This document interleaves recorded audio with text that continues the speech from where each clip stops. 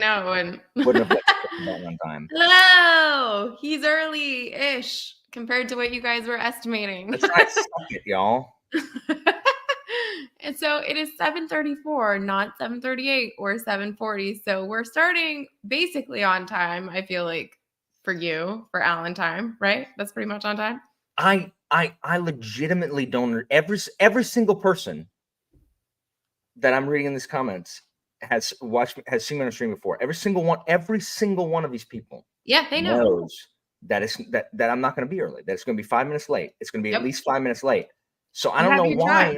I don't know why everyone has to comment. Be like, oh, where's Allen? Oh, Allen's late. Yeah, like it's just like, oh, what? Hey guys, sun's out. It's the daytime and the sun's out. Like, yes. Mm-hmm. Why do we don't have to comment on constants? Like we don't have to comment. Oh, I'm breathing today. Oh, still breathing. Like that's normal. Welcome to a love bomb chat, Allen. Is that just what it's called? Like, is that just what your long form thing is called? It is, because it's a time to talk about the things that you love, which everyone is saying that you're not going to be able to make it through our conversation, staying positive and only talking about things that you really like. I would be willing to bet if we watched all of yours, every single person is not positive at the entire time. That is very true. Every single person, I believe, has deviated into something that they view kind of negatively, but it is then jettisoned into back to something that they love. So I'm going to say hi to everybody. Welcome to our conversation with Allen. I've been wanting to have Allen on for a while. I've been on your channel a few times, but I think this is the first time that you're actually on my channel.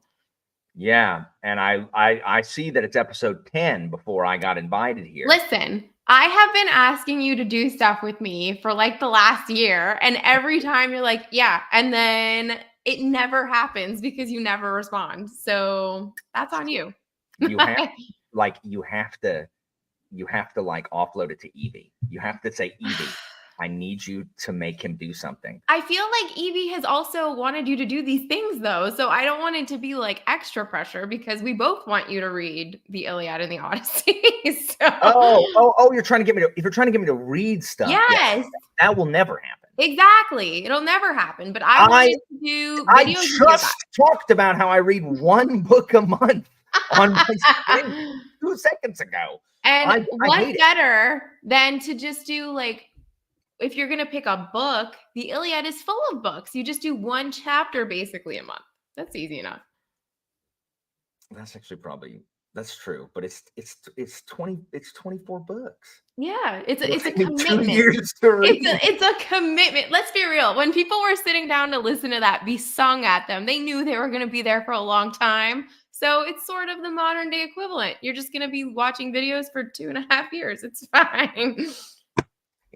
Oh my gosh, it'll take me 2 years to read it. Oh. So, Allen, what's the last book that you read that you loved? The books that you're reading one a month.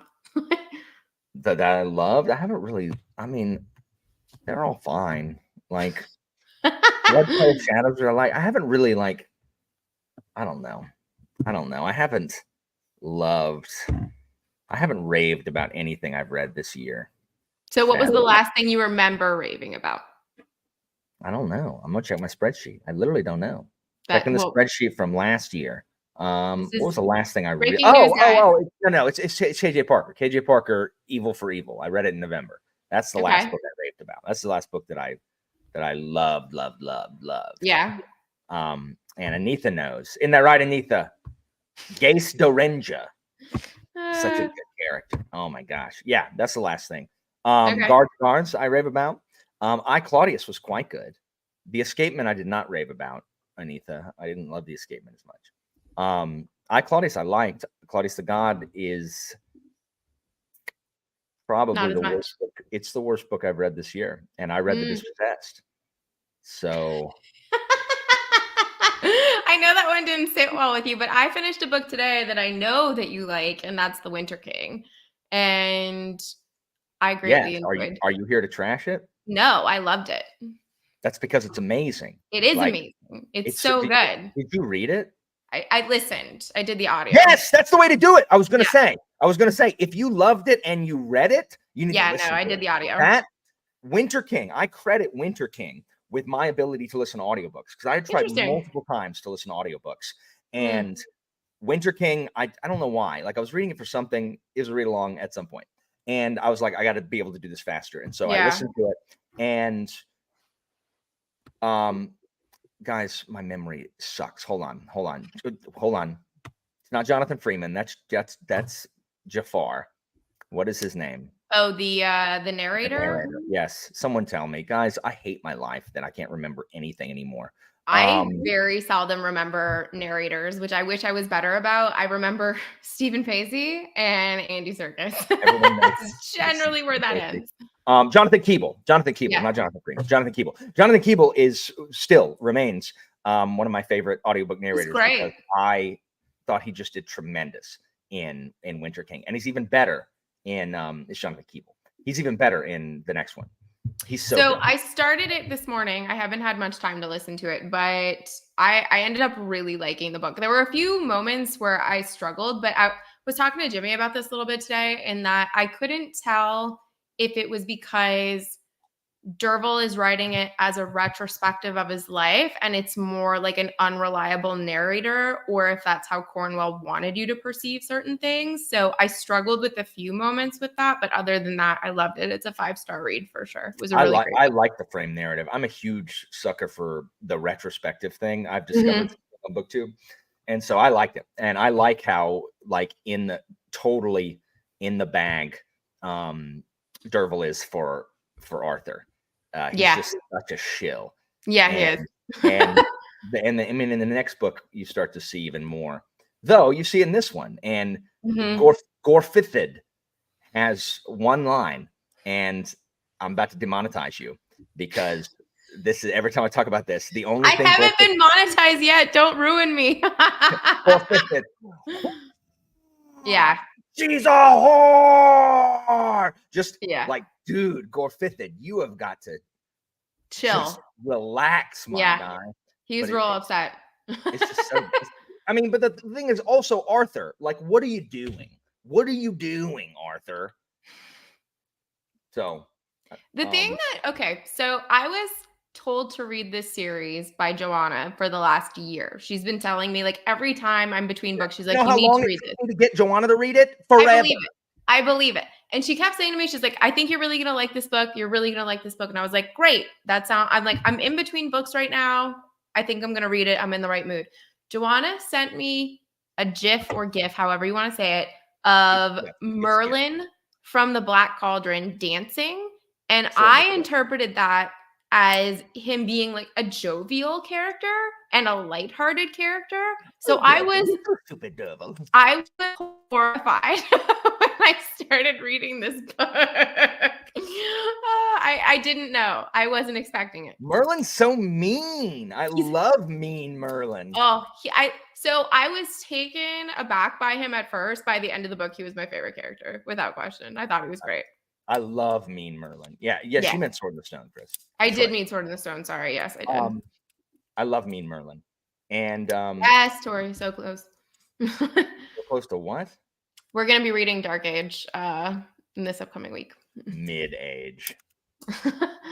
Really? Dark Age is one of the most overrated books I've read. Have you read the latest one? Light Space Bringer? I have not. But I mean, here's the thing. The cultural impact of Light Space Bringer is not like, it did not leave a footprint. You think so? People did not talk about it for long, and I never hear anybody talk about it now.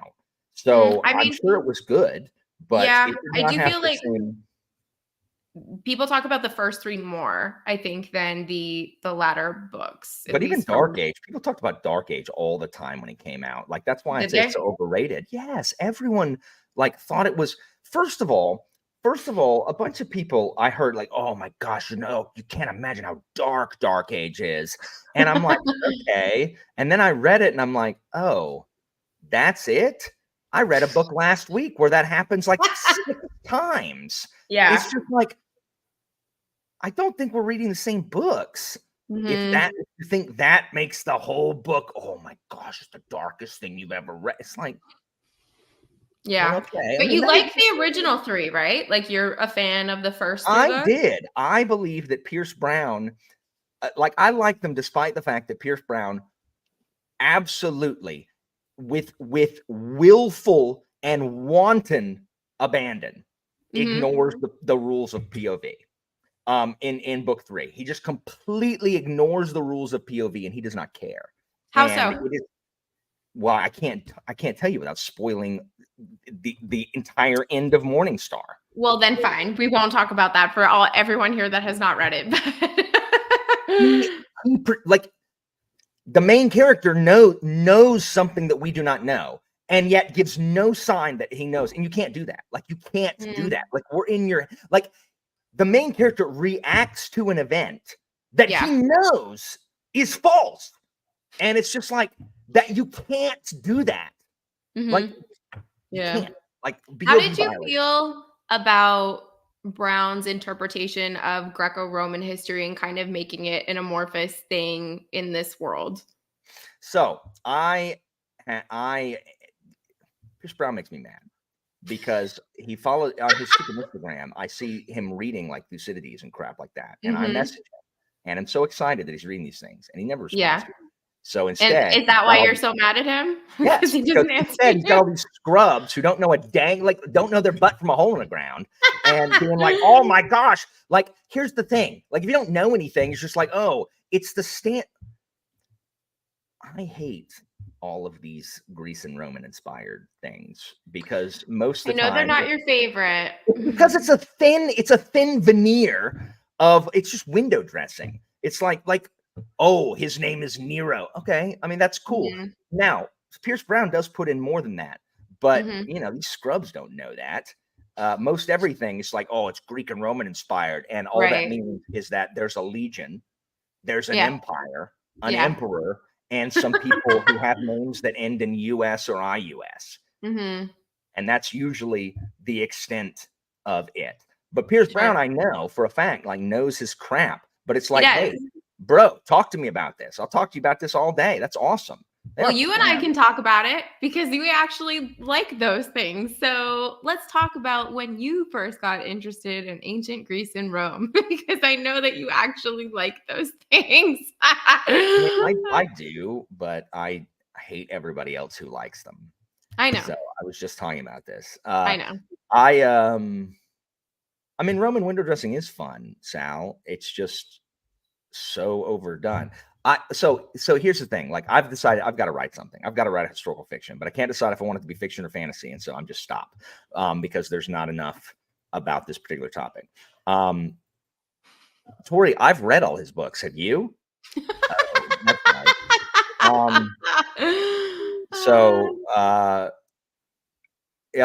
High school. No, probably before that. Surely. Yeah. Maybe. I don't know. I'm not certain I knew a ton about Rome or I knew about the Greek gods. Like I knew about mythology before high school. So were you into Egypt before the other two? Because that's kind of what my gateway drug is. I was like, oh, Egypt, everything. And then that kind of set me on my course of I knew Egypt, but I wasn't like super into Egypt. I was super into like ninja and samurai. Like if I had any of the periods of my interest now that I was into before high school, it was Japan. Like I was a Nihongophile before I was a Grecophile or Romanophile or whatever. That's the future perfect tense, Evie. Anyway, yeah, so high school, and even in high school I wasn't super into it. I was super into Latin, but as far as like Roman history and stuff, that really didn't happen till I started teaching. Where does the Latin come from though? Because like of all the languages to picking the dead one seems like First of all, it's not dead. Oh my gosh. First of all, it's not dead. Oh my Lord. 70% of my job is like telling people it's not a dead language. Yes. And freaking a former student of mine who ran the yearbook page for our JCL club, which is always underrepresented in the yearbook, literally calls it a dead language in the freaking text. And I'm like, are you kidding me? Why do you think it's not a dead language? Because it's freaking not. It's just not spoken in its original form. That's the definition, though. Is that It's a dead not, language? that's not what dead means. Let me tell you, no, that's not what dead means. Like Latin is freaking everywhere. It's everywhere. Oh my gosh. It Oh is my everywhere. gosh. Oh my god. It It's is a better very language than French. Where's French spoken? France? French Oh. Guyana? I'm from a place where French is the primary language. What? Where's French the primary language outside of In France? Quebec. In Quebec. Oh, French Canada? Wow. Yeah, exactly. Man, I was lining up to learn about French Canada. Oh my gosh. Nobody. Oh, Quebec. You're killing me here. You're not even Canadian. Are you Canadian? Of course I'm Canadian. You just had lunch with Jimmy in America. Yes, I have lived here now for whenever 2017 was, however many years. Are you an American citizen?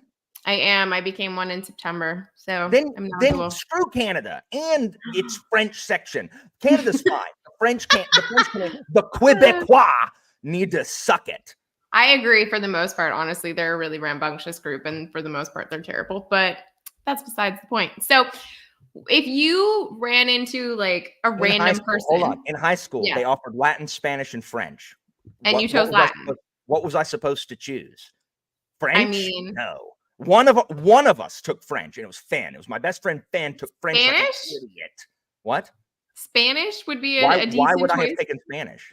I mean, it's a pretty commonly spoken language in America. Sure, but unless you want to be fluent in Spanish, taking 2 years of high school Spanish is not as useful to you as 2 years of high school. Do they start you that late? Yes. I took Spanish. Now I took Spanish when I was at a private school in elementary school. I took Spanish like first and second grade. Okay. But otherwise, ordinarily, if you don't go to a private school because you're not rich, well, you don't start languages in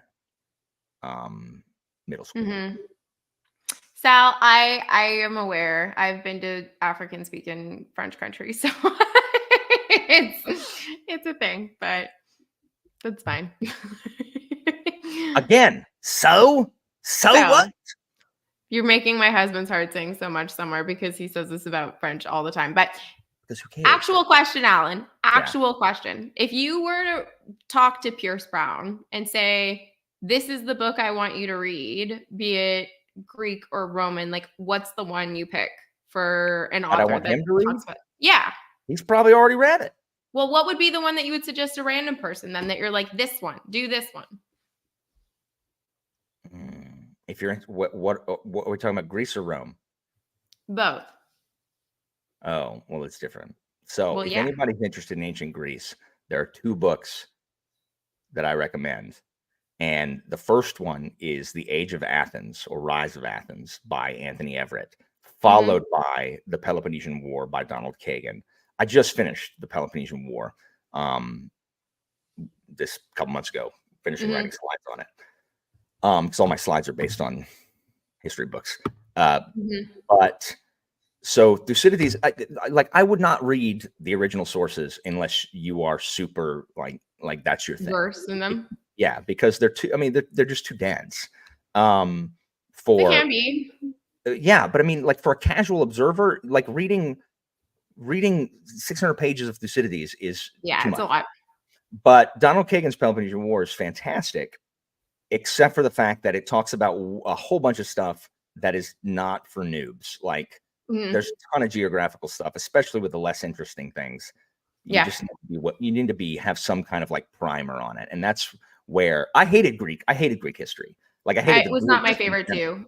I really struggled with Greek until like 6 years ago when I started teaching classical studies, and I read and then taught Rise of Athens, and now I probably know more about Greek history than I do about Roman history. And interesting. And it is, and I love the freaking Greeks. Okay. Now, but I also like the Romans because the Romans are the best. I agree. But I haven't been able to teach the Romans the way I teach the Greeks. So I'm sure the Romans would rise in primacy if I was able to teach the Romans the same way. Sure. So what time period are you finding in terms of Greek history? You're like, oh yeah, that's the sweet spot. Because I know you, like me, aren't crazy about Alexander, but you like Philip. Yeah. So So I don't like Alexander himself, but I think the yeah, Diadochi Wars post-Alexander are fascinating, and they're they not are. covered. Yeah. I think post-Peloponnesian War, through the death of Philip, is extremely interesting, and there is not enough about the Corinthian and then Spartan Theban War with Pelopidas and Epaminondas, which is one of the favorite things I get to teach. Like Theban hegemony is like right before Philip is also fascinating. But anything pre Cylon and Megacles, anything pre 600 BC is, I don't care. Like, I don't care about the Minoans. I don't care about the Bronze Age collapse. I don't care. I don't care. I don't care. I don't care about the Mycenaeans. Why do you think that is? Because it's boring. It is a bit boring. There's no people. There's no people. It's all just like, and then we had Linear B, and there were palaces in Knossos, and then crap collapsed, and there were some like wars between, you know, some thugs like Sparta and Argos over at Hysiae or whatever, and some stuff on Sicily, and I don't care. I don't care. Probably because Herodotus starts, you know, with yeah. So the interesting thing about that, he was first of all, he had his upbringing already is going to lend himself to some mental illness. Yeah. The fact that he had really, really close relationships with middle-aged women his entire life that he called mother. Yeah. But also, I mean, totally normal. He had too much power and he was too young, and he started believing he was a god because people around him started telling him he was. To be fair, Philip also started like planning his godhood while he was alive. That started with Philip. I mean, he brings a statue of himself to stick with the Olympians at a wedding. Yeah. I actually wrote a paper on how Alexander did this and how he started his cult while he was still alive. And that became a trend that the Romans then adopted. Like Caesar really latches onto that. And he's like, that's a good idea. Yeah, and we should all do that. In Egypt. Escape to books. It starts in Egypt. Everything about Alexander's like mental health starts unwinding at the Siwa Oasis.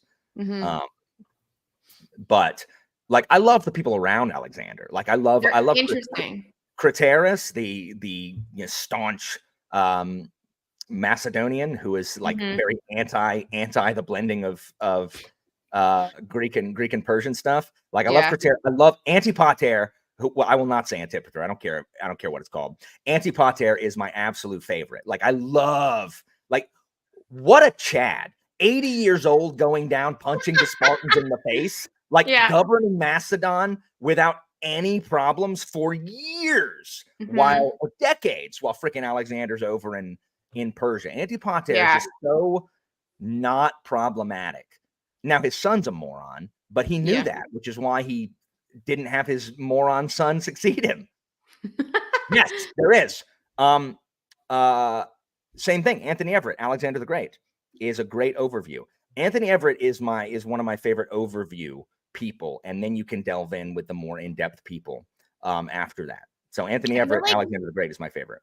You could do that, and then you could honestly start reading primary sources, because a lot of the primary sources about Alexander are more of a narrative than they are actually like a history book. But you should read Diodorus and not Arrian, because Arrian is an unapologetic Alexander stan. Like, he does love him so much, and I agree, Diodorus, if you want a more unbiased opinion. But it is kind of fun if you read both. And guys, my favorite story is they're crossing like a high tide at like a beach in the winter, right? And Diodorus says that they trudged all day through like knee-deep freezing water and everyone's miserable. But Arrian says the gods sent a wind that blew the tide out so Alexander and his troops could cross like completely dry. And it's like, Arrian, you know that didn't happen. Arrian, you know that did not happen. You know that they walked through that freezing cold water miserable. Arrian. I love that, though. I actually really enjoyed reading Arrian just because you got to see how how much of a kiss ass he is to Oh, for Alexander. sure. Like, I enjoy that. I have no problem with the more narratively interesting choice. I have a discussion. So I was talking about this on my channel moments ago. I have a kid who is super into he's a Persia stan, right? And he listens to this podcast of I'll accept that. It's the rare choice, so good for him. He listened to a podcast about Persian history by, I don't know, PhD, whatever. The guy's main source that these guys listen to is Ctesias, right? Who is in almost every circumstance wildly unreliable. Yes. But it's also from a Persian perspective. So anyway, this kid and I like get into it a lot because he likes to like mumble things and like under his breath while I'm teaching, and he's in the front row because he's one of my good kids. But he's like, well, why do you say that he this and this? For example, his Ctesias source does not have Cyrus the Younger being basically manipulated by Lysander. And according to Plutarch, he 100% is being manipulated. It's that Plutarch says Lysander had Cyrus wrapped around his finger. That is according to Plutarch, a Greek source, which is where everything I teach is, all Greek sources. Yeah. I don't care about barbarians or the people living with the barbarians. I don't care. But anyway, he asked me that stuff all the time. And I said, and he's like, well, modern sources say that. And I'm like, okay, I need you to listen to me.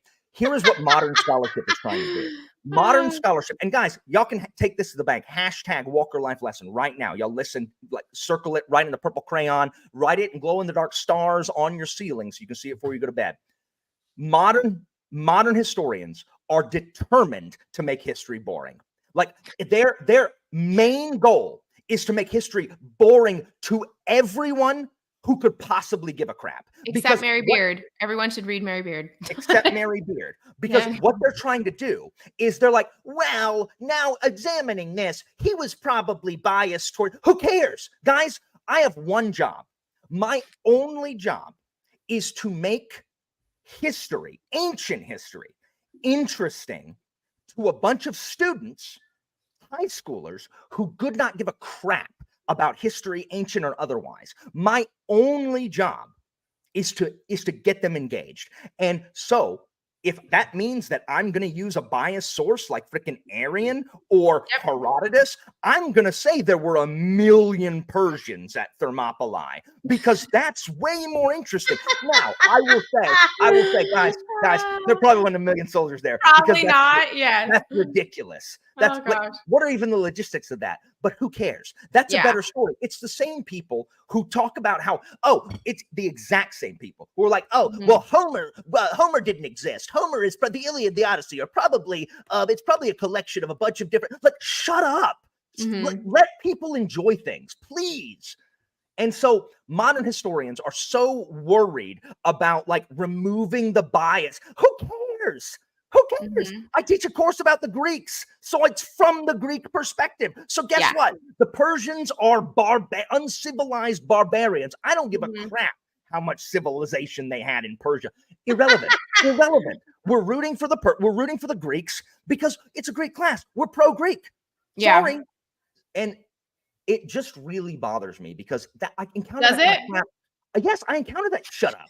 I encounter that crap all the time. Because why are you trying to make the story less interesting? Do you know what that boring, like, removal of anything interesting crap is for? Your master's degree or your doctorate. Like, not even. What? I read all kinds of stuff like that during my master's degree, and it was still fun. So that's awesome. But it's not for a high school course. It's not it's not a master's thesis, guys. So I can tell you that freaking Pericles drowned in his bathtub. If I thought that was more interesting than how he actually dies, it's not. But like, who cares? Like, these kids don't care. Like, who cares? Look, I like Persia also. I think Persia is interesting, but Artaxerxes too is the man. I think what is interesting is that you're right in the sense that we need to be looking at it from the perspective of those that were writing the sources and not thinking like, oh, what were these people actually like? Because that's not the course. Like if you want a course on that, you can take a Near Eastern history class, or, you know, you can look at Persian history. Part of what I loved about my studying of Rome is Rome looks at everyone else as lesser without question. And they're like, we don't give a shit. You are all terrible compared Same thing to us. with the Greeks. Same thing with the Greeks. Like when people talk about Aristotle gets a lot of crap because of his slavery stance. And okay, like that's true. That's true. Like Aristotle says, some people are meant to lead, and some are meant to be slaves. And there is no difference between a foreigner and a slave. Like that's bad. But the thing is, like Aristotle, the Greeks are the most racist, superior people till the Romans came along. The Greeks think that everyone's superior to them. 100%. And I mean, like, they were, so when we talk about Greece too, I think people often think Greece was like this unified thing, and it's like, no. No. The only thing worse than being not Athenian was being not Greek. Like the Athenians thought they were better than all the other Greek city-states, but at least you're not foreign. You know what I mean? Like at least you're a Greek person. Part of what's wrong with Philip and Alexander is the fact that they were so desperately wanted to be considered Greek and not barbarian. They wanted to be Greek. But Alexander kind of goes through a lot of different changes on that, where he wants to be Greek and then he wants to be Persian. So, and then possibly Egyptian. Like, dude can't just make up his mind. But the Greeks are perfect examples of doing that, because when I went to Greece years ago, I went for my master's thesis, and I had to do a paper and presentation in one of these locations. And I got to talk about this temple called the Temple of Basai. If people want to look it up, like, it's amazing. The spot is friggin' gorgeous. The thing about that temple that is hilarious is that the different facades on the different sides of the temple were like anti-rhetoric of the group that was directionally facing that side of the temple. So it's like, this is slander against Group A on the north side and slander against Group B on the east. It was so funny. It's called Basai. It can either be Bassai or AE at the end, depending on who is spelling it. But it's hilarious, and I love that kind of stuff because the pettiness of these people was unparalleled. For sure. Alexander was the man with an identity crisis. He definitely was having a perpetual identity crisis. He had a lot of issues, just a lot of issues. So this isn't necessarily a love thing, but it's something that you and I love to hate on collectively. I feel like Jimmy had Jared on last night, and near the end of his conversation, they were talking about Constantine, and you share the same feelings with me that I love to hate on Constantine. Guys, someone right now in the chat, someone tell me what is an ill, either of the world or in your personal life? Like, what is something that is bad in your life or in the world? Just go ahead and toss that out. We'll visit that momentarily. Constantine's the worst. Constantine's the worst. First of all, and this is what I was saying. I was like, he's the worst, the absolute worst. First of all, I don't even like the Byzantines. Like gout. Okay, boom. TV and gout. It's Constantine's fault. The reason gout exists, Constantine. The reason TV exists, Constantine. Everything can be trained back. Taxes, arthritis, they're all Constantine. Everything can be traced back. Seriously, you know the 6 degrees of Kevin Bacon? You can do the 6 degrees of Constantine and trace everything, every single thing in the world back to Constantine. Oh my God. So I made a comment because Jared was like, oh, Constantine's great. And I was like, everything about him was terrible, to the point where he even stole his monuments because he was not even worthy enough to have stuff done about him. And his response was, you can't steal monuments when you're emperor. They're just yours, which was funny, but I still hate him. I still hate him so much. I was so excited to go up to, I couldn't, like last time I was in Rome, I was like, what is that statue? And I thought it was Claudius momentarily. And I walked up and I saw the plaque and it was Constantine. And there's a picture of him being sad. He probably stole it. Like, he probably just stole it. That's all. Well, no, it's a picture of Constantine. It's like, I mean, I don't care. It was probably a statue of somebody else that he just probably, almost certainly. I hate. Yeah, without question. Did you know that was actually a thing? That they would make them, in bulk, and just you could remove the head. I mean, that's what they had to do after, like, Caligula replaced all the heads, and then they had to, like, take those off. Fun fact, when I moved to America, I moved to Richmond, Virginia, where I no longer live. But the Richmond Museum of Fine Arts is actually a very nice museum, and it has one of 4 statues of Caligula in existence, which is interesting because I wouldn't have thought that. I hate Caligula also. Well, yeah, he's terrible. Constantine. Anybody's better than Constantine. Constantine's the bottom. Mm-hmm. He is. Other than Justinian, it's Justinian and Constantine that are I am one of the people who, like, once you're Byzantine, like, you're not Roman. Like, Rome falls in 476. It's tragic. Yeah, it does. You know, and then the Byzantines live on. And yeah, I mean, they're quasi-Romans, like they used to be Roman. They have Roman origins, but I don't consider, and again, like, technically I may be wrong, but I don't care. I do not consider the Roman Empire outside of, like, when Rome is not the hub, it's not the Roman Empire anymore. I agree. I'm very much of the same opinion. I used to think differently. I was like, well, you know, they kind of continued on with that legacy and they have a lot of the same aspects. But no, I really do think that come Alaric, that is the end of our Roman Empire as it was. Like, I mean, the Roman Empire, when you look at it, it's just so sad like, once we hit the 3rd century, it's just a sad place where the freaking military gives people less than a year to fix anything because that's how economies and you're lucky if you get a year. Lucky. I don't give anybody time to fix anything.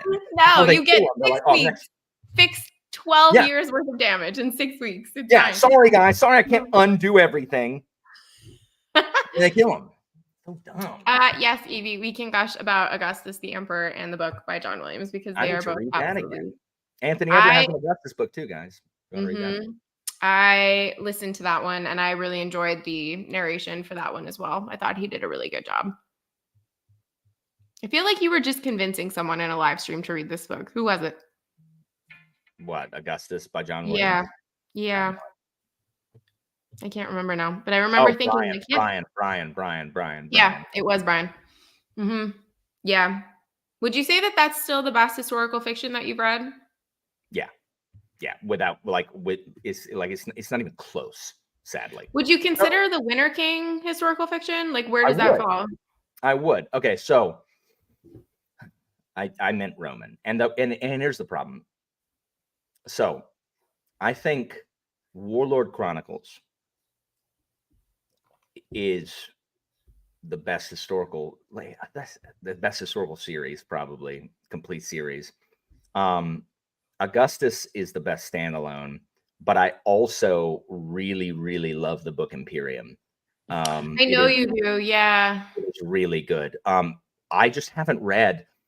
There is not, in my opinion, a lot of good, and it shocks me with how popular the Greeks and the Romans are, that I don't actually think there's a lot of good Greek and Roman historical fiction. I would agree. Like, most of the Roman stuff, and I'm not considering like the serialized, like, mystery novels, like, those are, I stand by the John Maddox Roberts series, SPQR, are not great mysteries and they're not great books, but the cultural information about the festivals and just like what Rome was like as a city is phenomenal. Like, it is spot on. So as Rome as a place, they're great. And, you know, I haven't read the Lindsay Davis ones. Like, I'm not talking about those. I'm talking about like serious, like, you know, narrative historical fiction. Right. I think they're just mostly, I haven't read all of them, but all the ones I've read are like Gates. I was told Gates of Fire about Thermopylae was one of the best historical fiction books ever. I DNF'd it. I hated it so much. Like, I despised it. I hated everything about it. Yeah. To be fair, like, I'm kind of tired of hearing about Thermopylae. So I just feel like it's the only thing anybody bloody knows about. And it's not like the irrelevance of Thermopylae when it comes to anything that happened before or after is it has the best PR agent of any battle in history. It's like the Eiffel Tower. It's PR it's a lamppost with PR. Like, that's the Eiffel Tower, and that is Thermopylae. It's just like someone put a spotlight on it. It's like, this is the story that everyone needs to know and care about. And I mean, I'm happy in a sense that it got people talking about ancient history, and I'm like, great. Like, use that as a gateway drug that you want to, endeavor to learn more about it. But people just really hone in on Sparta and that. And I'm like, cool. Agreed. But there is Yeah. so much more interesting about Sparta. First of all, we know almost nothing about Leonidas other than he is one of the 2 kings that actually went through Agoge, which is awesome. The other is Agesilaus too, who is much, much, much more interesting. And yet, tell everyone about him. I don't know a single book that focuses on Agesilaus too, and it should. That should be the thing you write. That'll be what you write. I should write. Oh, no. You know who Agesilaus too is mentioned in? That horrific book, Lion of Macedon by David Gemmell, where Parmenion is like a Greek and not a Macedonian noble, and that's why I hate that, because of what I was talking about earlier, where I love the Theban hegemony and the post-Peloponnesian pre-Philip stuff so much. Yeah. And yet that book gives the credit of everything, like the credit of the adoption of the Theban megaphalanx. It robs from Epaminondas and Pelopidas and gives it to Parmenion. And it's like, Parmenion wasn't even there.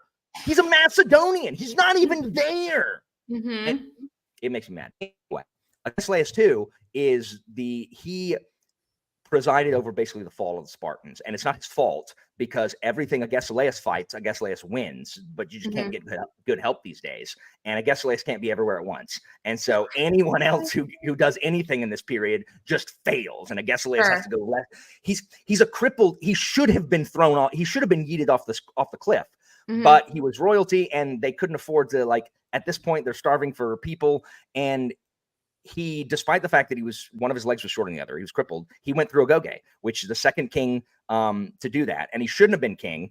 Explain to people what Agoge is, in case Agoge is the rigorous, like, military training, state-sponsored military training you go through as a Spartan boy when you turn 7, and you do that till you're 30, and that's how you become full Spartiate.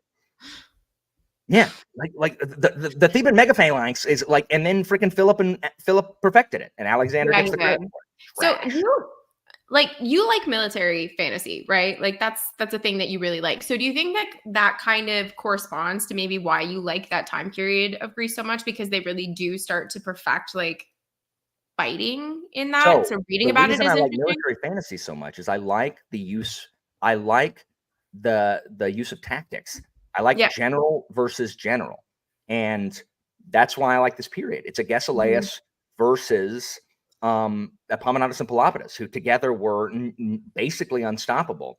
And Agesilaus, who's also a brilliant mind, but is just, he can't be everywhere, and too many people don't like Sparta at this time.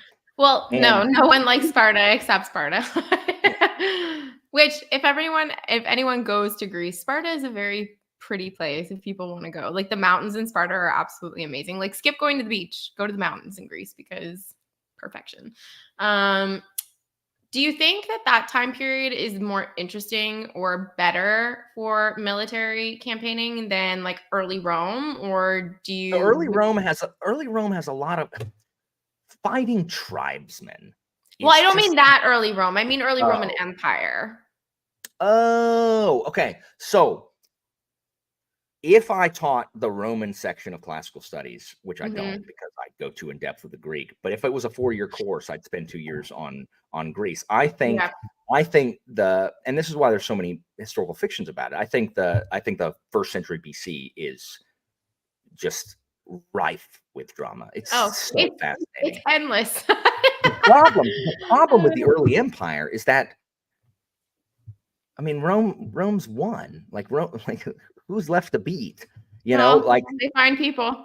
I mean, it's true, but it's not like there's no Hannibals. You know what I mean? Like, no, but they also, so much of that century too, though, is inner fighting. Like, it's not external; it's really internal. I'm talking about post Antony. Okay.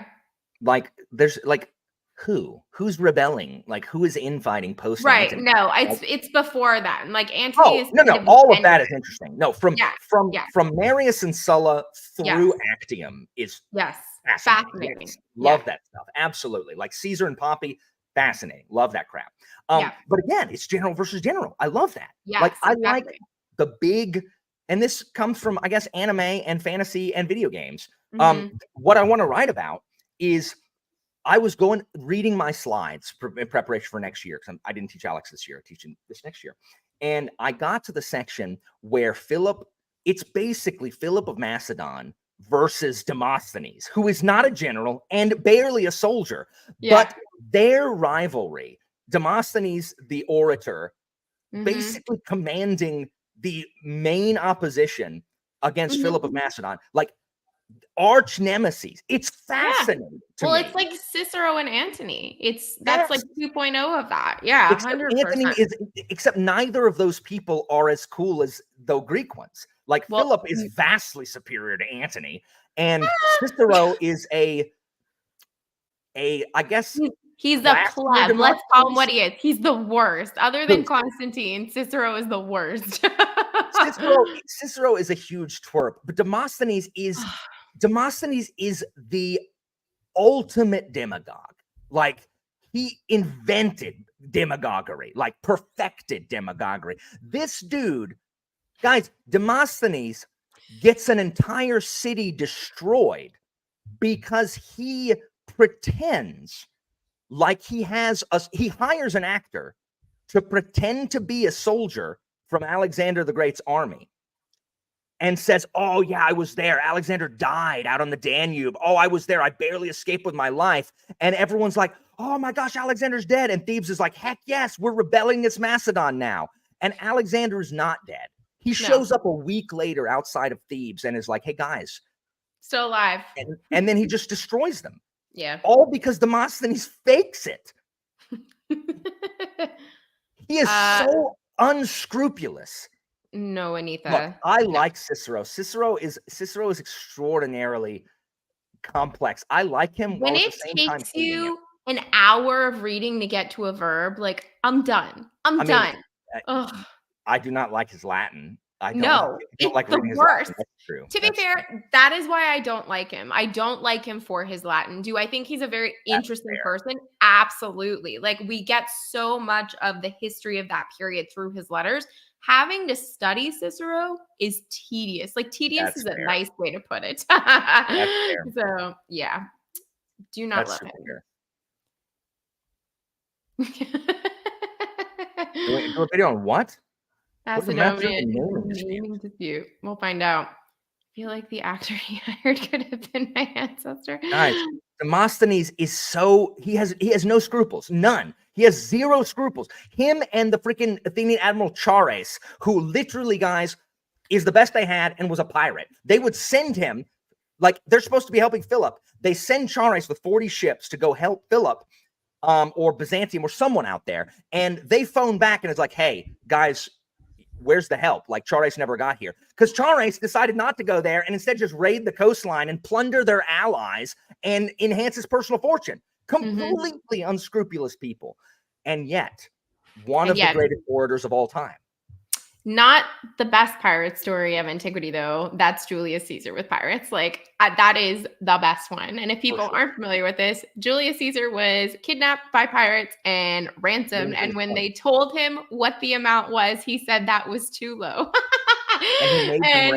He made them raise his ransom, and then eventually he went back and murdered them. This was the quintessential, like, do you know who I am? Like, yeah, it is like the origin of that story. I feel like, oh, I love Caesar so very much. I feel like we should have included him in our emperor discussion, even though I know, like, he's not. I feel like when I was in high school, I included Caesar as just because he was emperor in all but name. Like, no one buys that Antony had like, I am of the firm belief that him and Antony planned the crown thing, and that Caesar was gauging, like, trying to see if people liked it. How can I get away with this, guys? Like, is this cool? This working for everybody? Like, I firmly believe it. I 100% agree. But that's why the Greeks have a lot of really interesting infighting and a lot of really good characters, which is why I like it. A lot of early Roman history doesn't. Like when we hit We the just don't Punic know War, a lot about it. Like if we're talking about like the early kings and stuff, like there's just not much known. That's the whole problem. But the there's dynamic not much known prior to the Punic Wars, really. no, I mean the dynamic between early Rome and the Etruscans is really interesting. Like that, I think, is where Roman history like starts to get like pulling you in. You're like, okay, what are the dynamics between these peoples? And the fact that Rome just like basically carbon copies everything from the Etruscans and the Greeks and goes, we have a new society and it's called Rome. No, I completely agree. I think the saga of the Tarquins is absolutely so good. Yeah. Completely agree. But it's so, and you get to the Punic War, and you've got some big personalities. You've got the Scipios, you've got Cunctator, you've got Do you like Scipio? Are you a Scipio fan? I used to be a big Scipio fan, but like I don't like first of all, the Scipios are they began the death knell of the Republic. Too much power concentrated in too few hands. Second, I hate the fact that Africanus is a terrible politician, and it's like you suck. Like go back to the battlefield and stop. Like it's like freaking like Grant, like you're not good at this. Go back to generaling, please. I really like the Macedonian Wars, which is again because it intersects with Greece. I like Flamininus a lot. I'm sure there's movies about Hannibal. It's never about Scipio. It's all about Hannibal. Don't know of one about Scipio personally, but I wouldn't be surprised if there is one. But I don't know if there's any with him as like the focal point. Yeah. So the Scipios are fine. Like Aemilianus, and I think the Scipios. It's not that they get too much credit. It's that they were just a really, really powerful family. Yeah, they were. Time. It's kind of like the Medici family of ancient times. Yeah, they're the ones that gave rise to, because you have the Gracchi who are Scipios. Yeah. Or from because his daughter is their mom, and they're the ones who they both went too far, and also were the ones who were murdered, and no one did anything about it. And that's when all the constitutional mores and norms start breaking apart, because you murdered a tribune and no one did anything. And look at politics now. Like just the stuff that people say, every one of them, the stuff that people say 30 years ago, you like, it just was understood. The people who were running to run the country didn't talk like this. Like those were the accepted mores, because they're supposed to be, better than. Correct. And that's when everything starts falling apart with the Gracchi. And because, well, first of all, killing a tribune was illegal. Like that was actually against the law, and they didn't do anything. But yeah. So who do you think of Alexander's surviving group? Like, who do you find the most interesting? Eumenes, a Greek scribe in Philip's and Alexander's court. He was Philip's Greek scribe. He was, he may have been a slave to start with or whatever, but he's just this really reedy, like skinny dude who hated Hephaestion, which I love because I also despise Hephaestion. Well, if you don't know, Hephaestion is Alexander's best friend / lover. 1000% lover. Hephaestion booted Eumenes, like took Eumenes' tent because he had invited a flute player like to dinner or whatever, and so boots Eumenes out of his house. And Eumenes, who no one expected anything from, becomes basically the most powerful of the Diadochi.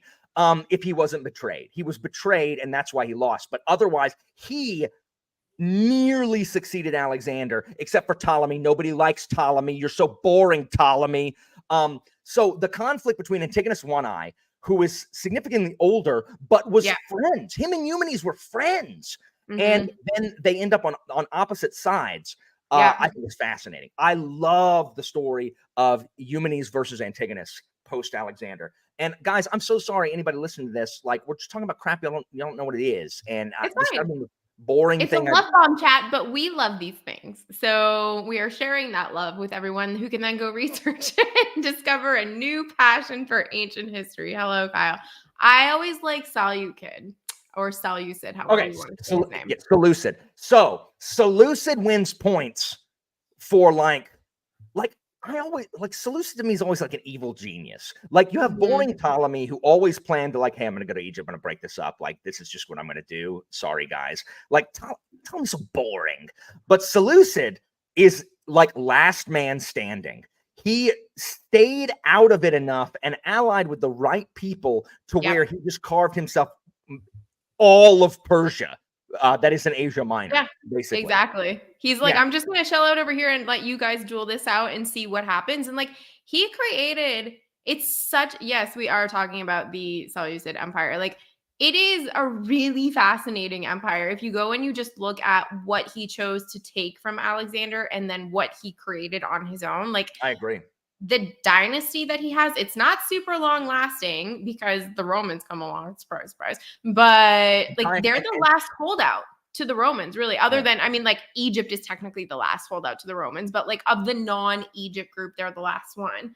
And the art is so unique. Like there's like the statues of the Seleucid Empire, like nothing else looks like them. There are these like weird Colossus statues that it's just, I think he's a really fascinating character because of that. He was like, I'm just going to move to the shadows here, guys, see what you all do. And I'm going to thrive over here and just wait it out.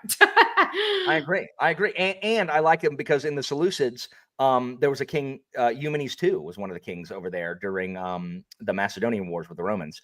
And I just love Eumenes. I want to say the Antipatrids I like, but I don't actually like the Antipatrids. I like Antipater, but his son Cassander is Cassander's terrible. My least favorite of the Diadochi. He too was a cripple, which is why he didn't get to go on campaign. And he was evil. Like he was the worst. Like he was the most malicious of them. Perdiccas was Perdiccas was the head one. He's the one that had Alexander's ring, but way too ambitious and not nearly, he was a bodyguard, not nearly good enough politician. And Ptolemy had his number from the beginning. So Perdiccas loses. Antigonus One Eye is awesome. All the other ones that messed around in, like, who cares? Antigonus ended up with all of Asia Minor. Like, that's really how it should be. And again, the fights between him and Eumenes. This is, Chris, this is Ghosts on the Throne. Is Eumenes and Antigonus. It takes up basically most of Ghosts on the Throne by James Rome, which is just fantastic. Do you also like reading ancient plays and that type of thing, or does it really limit itself to history and that type of stuff? Evie, he was a cripple. He was crippled. If you're crippled, you are a cripple, like by definition. I am currently a cripple because my freaking collarbone's broken. I can't use my arm. Sal, this is Mercutio, but we call him Murray.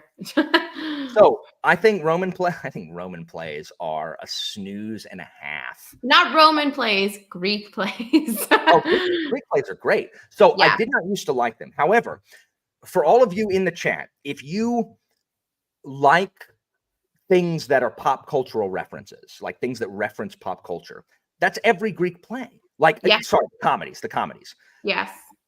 But so they're really hard to read without a context. Yeah, they are. Because they are constantly referencing people who were alive at the time. Yeah, they're like making fun of people. That's basically what the comedies are. People, and it's often insulting people. It's often super, super submissive homosexuals. That's what it always is like. It's always like, oh, look at that gay guy in the front row. Or like the Greeks never met a gay joke, a poop joke, a fart joke, a sex joke, or a pee joke that they did not like ever. Yeah. So exactly, Kyle. It's exactly like that. So it is hard to read Greek comedies, but I had my kids. We've read Wasps and Frogs, which is literally an epic rap battle between Aeschylus and Euripides, which is incredible. I love Euripides so much. He's probably my favorite. He's absolutely insane, but I love him so much. Who, Euripides? Yeah. Boo. What do you mean? I'm an old tragedian. Aeschylus. Tragedian. I love Aeschylus too. Right. I love Antigone. I love Antigone so much because his version. Well, no, he also has a version of Antigone, doesn't he? Not? Does he not? Is it extant? It might be. Okay, I don't know which of his plays are extant and which aren't. I think we only have like a couple of Yeah, there's a Aeschylus's few of works. his, but I love like angry Euripides plays. So I tend to lean more into the tragic murdery plays than I do the comedies. But if I'm leaning into a comedy, I pretty much go with Aristophanes. Like Yes, that's Aristophanes. yeah, Yes. Extant means that we have it. It exists. That we have it in its entirety. If it's partially extant, we have part of it. it's the bits. Like Aeschylus wrote like 70 something plays, and I think we have part of the Oresteid and part of the Persians. Yeah. And Have you read the Oresteia? Do you like it? So I mean, I know I just said I like Aeschylus. I mean, not really. I mean, it's not my favorite. The problem is I don't like Orestes. I don't like Agamemnon. So I don't like Orestes, and I don't like Clytemnestra. Really? I don't like the whole family of Atreus. Okay. Why are you not an Agamemnon fan? Is that like stemming from the Iliad, or is that like okay? That's fair. Yeah. Stemming Do you from the have Iliad. a favorite character of the Iliad, like non-god favorite character? Hector. Oh, yes, Hector is my favorite too. I love Hector so much. The bracer of horses, Hector. I love him so much. Yes, if I have to pick a Greek, it's Diomedes. Diomedes is my favorite of the Greeks. Fair. I like Ajax quite a bit because he's ridiculous. Which Ajax? Junior. Oh, so Ajax, I'm killed on the way home by Athena because I raped someone in a temple. Not I kill myself because I didn't win Achilles' armor, Ajax. Yeah. They're both ridiculous. Like I didn't win the contest. I'm killing myself. If people don't know this, like I think it's hilarious. The cleaning product, Ajax, it says strong enough to fight Greece. And it's like that. It's such a funny play on words, and I love it. So you all just learned something fun. Yeah, I love Hector. I hate Paris. I hate Achilles. I don't really like Patroclus. I hate Agamemnon. Menelaus is also stupid. I hate Helen. I like Apollo in the Iliad and only in the Iliad. Apollo sucks everywhere else. Fair. Aphrodite sucks. Hera sucks. I love Hera because, listen, my thing with Hera is more of like a personal gripe of how Hera has been reconfigured throughout history, because Hera was the primary deity for the Greek pantheon before Zeus kind of took over. Like, so many of his temples got were Hera temples that got rededicated to Zeus. And I mean, he's just so terrible to her in all the stories. And I'm like, I would be mad too. I would be so mad too. All of them. He is the worst in Battlestar Galactica. I haven't seen it. But yeah, I quite enjoy the Iliad, and Hector is my absolute favorite character. I think he is the star of the entire thing. But Odyssey, where are you landing with our characters in the Odyssey?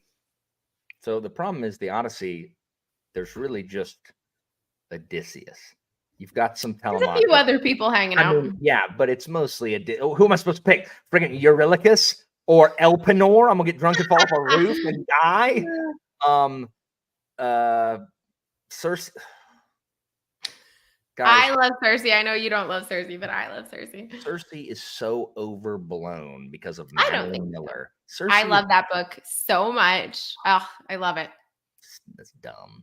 I love it, Alan. It's phenomenal. Mid. Calypso is a freak. I mean, yeah. I have a cat named Penelope for this reason. She is named for Penelope's I like Penelope. She's loyal. You know what? You know what you are? You know who you are? You know who you remind me of from the Odyssey? Melanthius. The goat herd, the treacherous goat herd. That's who you remind me of. How flattering. I know. And so when Odysseus comes, you get all of your limbs removed and your junk fed to the dogs. Do you have a character from Greek mythology as a whole that you're like, yeah, I like this one? Or are you kind of iffy or mid on most of them at this point? On Greek mythology? And are we not counting like Iliad and Odyssey? You can count those. Oh, well, if I have to count those, I mean, I like Hector. I like Odysseus. I do like Odysseus. I like Odysseus a lot. But if I'm not counting the epics, who do I like in what story? Greek mythology. I like that Sisyphus locks Thanatos in a closet. And so no one can die because the god That's of death amazing. is locked up. Mm-hmm. So I like Sisyphus. Mm-hmm. Um, I love Charon. Like anytime Charon is mentioned, I'm like, dude has the worst job, but also choice. I like how Charon in the Aeneid is Yes, like, I he's can't amazing. let you across because I keep getting in trouble because Theseus and Hercules and Odysseus keep coming by and Yep. they're not dead. And my boss yelled at me. That So is my favorite part of that whole book. Like it's the only part of the book I genuinely really like is when they're in the underworld. oh my gosh. When I teach AP, I always belabor this point because it's my favorite thing. The Mhm. fact that Aeneas sees the shining Roman like shining around him, and he's like, Dad, who is that? It's like, that is Marcellus, and I call him young Marcellus because it's not Mhm. awesome Marcellus from the Sword of Rome. But it's like, that is Marcellus, and he will die too early. But if he had lived, no enemy would ever have raised a sword against Rome. And it's all just, blatant propaganda for, Mhm. Augustus's sister, because Marcellus is his nephew.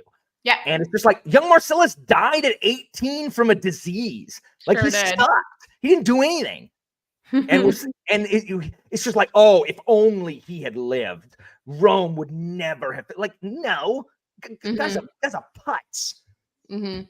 So propagandic, but I love it. I agree. For Sal's question, do you have a favorite depiction of the gods in modern books? I don't know if this is applying Greek and Roman gods to modern books or just gods in general. So why don't we I go with think it means both? Greek. I think she means Greek and Roman gods. And also, click on Chris's comment too above it. There you go. So what do you think? Is there a book that you're like, yep, I like how the gods are depicted? That's a modern book or a modern telling of So something? they're not like, again, I don't read a bunch of books with the Greek and Roman gods depicted. Yeah, I mean, I haven't read a ton. I know you don't love Cersei. I adore Cersei.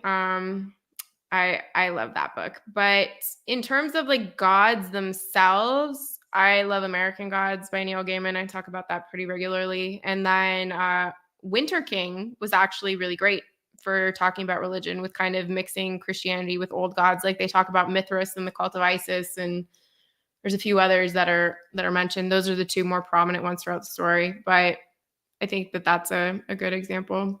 that I can think of. Some of my favorite depictions of gods in books is, and I'm gonna reach back way into the 90s, Forgotten Realms books. The Avatar trilogy. It's with the Time of Troubles, where the gods have been like cast out of, I guess, heaven, and they're all walking around.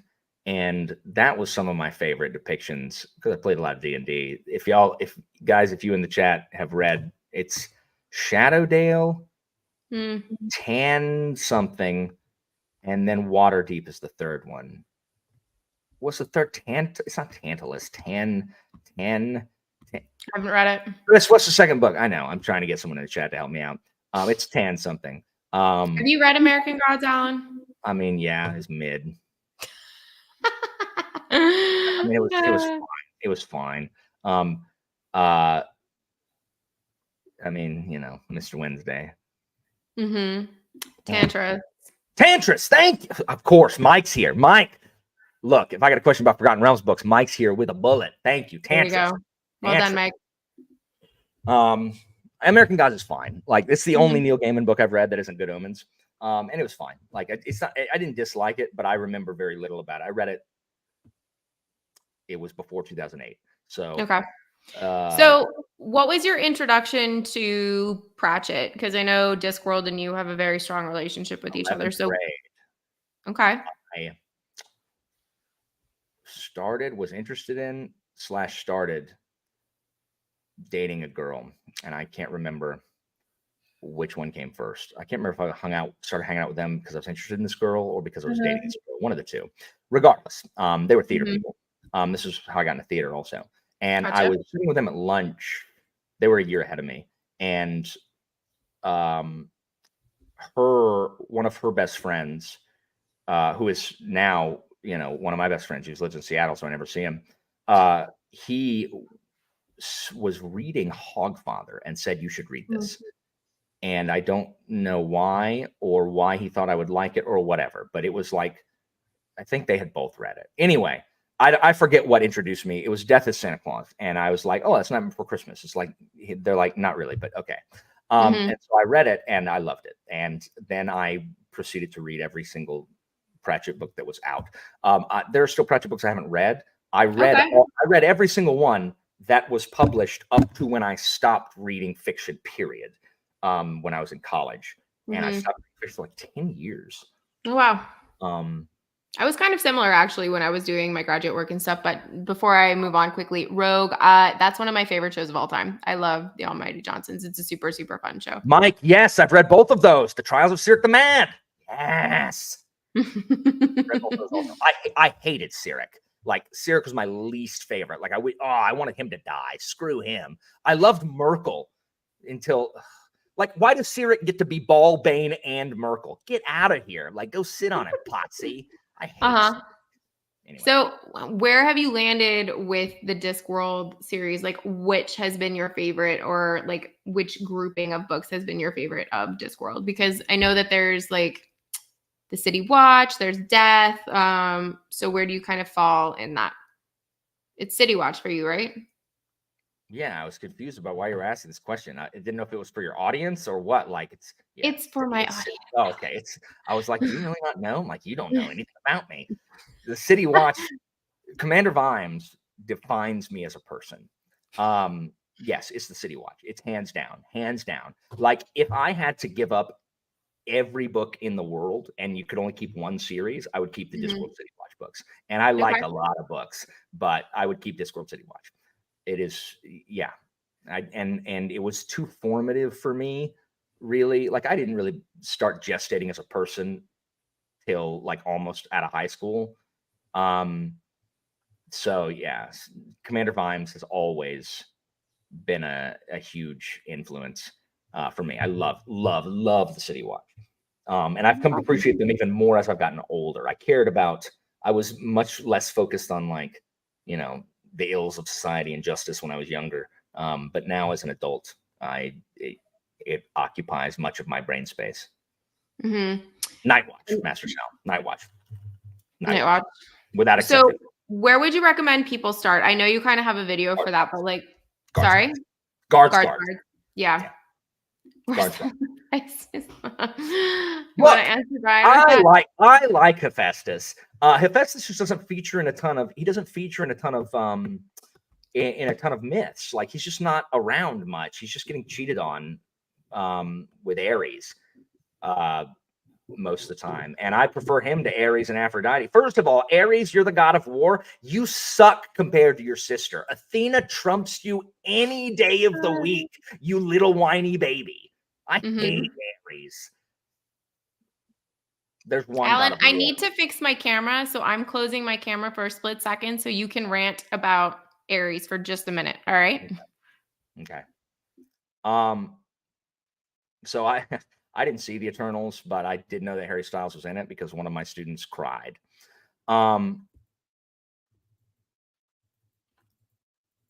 There are romance novels with Hephaestus that makes me sad. Just makes me sad. Makes me sad. Yeah, you start with Guards. If you aren't sure if you're gonna like it, you can start with Hogfather, and because I think Hogfather has a lot of what is the best about Discworld on display. It has the standard, like, abstract concepts affecting the real world. It has death. It's got the guards are in it and funny, or the watch is in it and funny. Yeah, there's an assassin in it. Teatime, Mr. Tea Time. I think Hogfather is a great introduction to Discworld. That isn't quite so watch heavy, but I mean, because it worked for me. Yeah, I'm literally prescribing my thing. So now you can talk. I'm gonna go refill my coffee. I can do that. I I always love Terry Pratchett, guys, but I've only read Good Omens and I've read Going Postal. Those are my 2 experiences with reading Pratchett. With you? I wanted to start with The Color of Magic, and I did start that, and I had a really hard time with it. So I was like, it's not good. It's not good.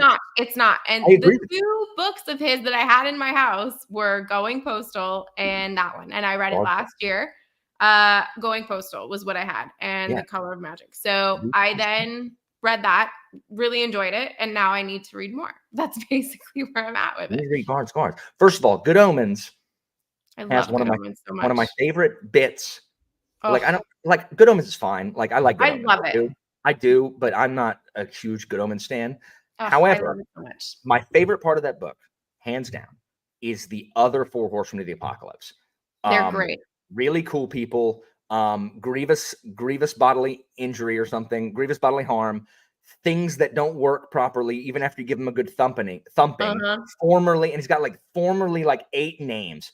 I cannot overstate how much I laughed when reading that book the first time at this guy who cannot make up his mind on what he wants to be as the other horseman of the apocalypse. I love it. And that's why I haven't watched the TV show, because it removed that whole storyline. And I'm like, you took my favorite part, so I'm not gonna watch it. They did rework a couple of things. I still love the adaptation. Season 2, I really enjoyed more than season 1, just because it wasn't directly pulling from the source material. But they're great. I also have long disliked how much people like Aziraphale and Crowley, and I'm like, I mean, they're fine. Is that just because you really like them, though, or no? It's because I think they're fine, and it's just one of those overblown duos. Just people I knew being like, oh my gosh, Crowley, and I'm like, shut up, I don't care. Do you have a duo that you really do like in fantasy that you're like, yeah, this is top tier, this is it, guys? A duo? Yeah.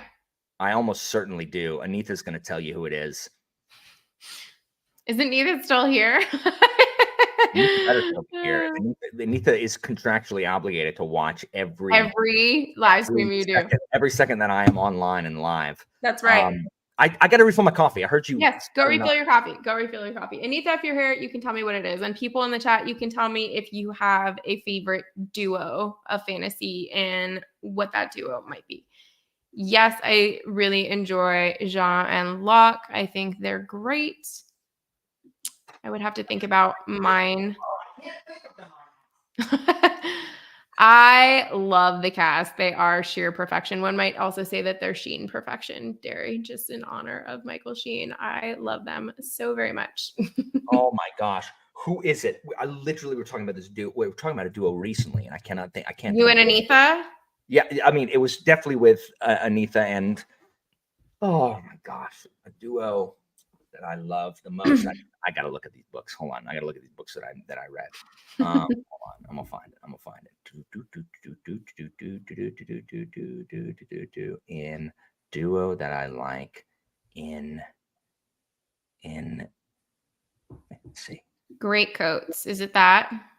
Okay. There's 3 of them. There's 3 of them. And, there's 3 of them, and the City watches more than them. So Vimes and his wife, I like a lot. Ota and Mati from Long Price Quartet are 2 of my favorites. Yeah,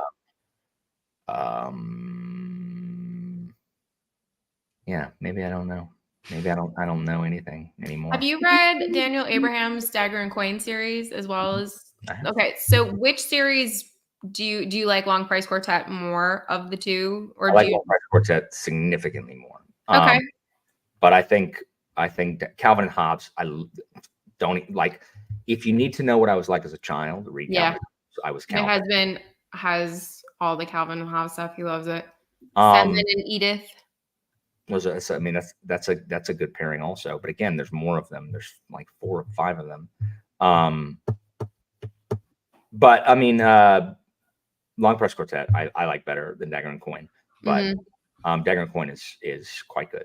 Yeah, I got my husband that entire series for Christmas, and then we also got him book 1 of the Long Price Quartet. They haven't been started yet, but they're on the docket for this year. Problem is I think the Long Price Quartet gets better with every book, but I don't love. I mean, I like, but the books 4 and 5 aren't my favorite of Dagger and Coin. Not because they're bad, just because the story went in a way that I didn't want it to go. It's completely subjective. It's not that they were bad. I just didn't like the choices that were made as far as the storyline. I didn't like what happened. So, have you read The Expanse? No. And people keep talking about The Expanse, which makes me not want to read it. I mean, that's generally how you go. I mean, Sal saying Frodo and Sam are definitely your favorite. I'm not a huge sci-fi fan just in general. I tend to read less sci-fi. Yeah. It's not if it was a sci-fi written only by Daniel Abraham, I probably would have read it already. Sure. But I don't know Ty Frank. I don't know you. And then when I look at his bibliography, it's a bunch of stuff that I wouldn't read. And so I'm just like, it's not compelling enough for me to engage in a 9-book series. Fair. It's a commitment, The Expanse. Yeah. No, everyone talks about how people are always talking about the TV show, and I'm sick of listening to it. Anita is wondering if it was Jean-Claude and Isabel. They are a fantastic duo. Now that is 2 people, and that's from the Risen Kingdoms series, and that may be who I was thinking of. They're tremendous, absolutely tremendous. The 3rd book is completely misses the landing of what the first 2 sets up. But what series is this? The Risen Kingdoms. It starts with Alchemy of Masks and Mirrors. Who's the author of it? Curtis Craddock. Okay. And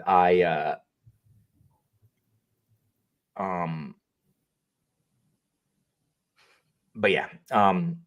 So I think I mean the character of Isabel and Jean-Claude is worth the price of admission for sure. I love Kithmar. I'm actually irritated because Judge of Worlds is supposed to come out this summer, but instead Frank and Abraham's new book, Mercy of Gods or whatever, is coming out instead. And that irritates me because I was looking forward to the 3rd Kithmar book. But I think I liked the first one just fine. It wasn't my favorite. And then I read the second one and liked it a lot. But as I was reading, and I recommend this to anybody.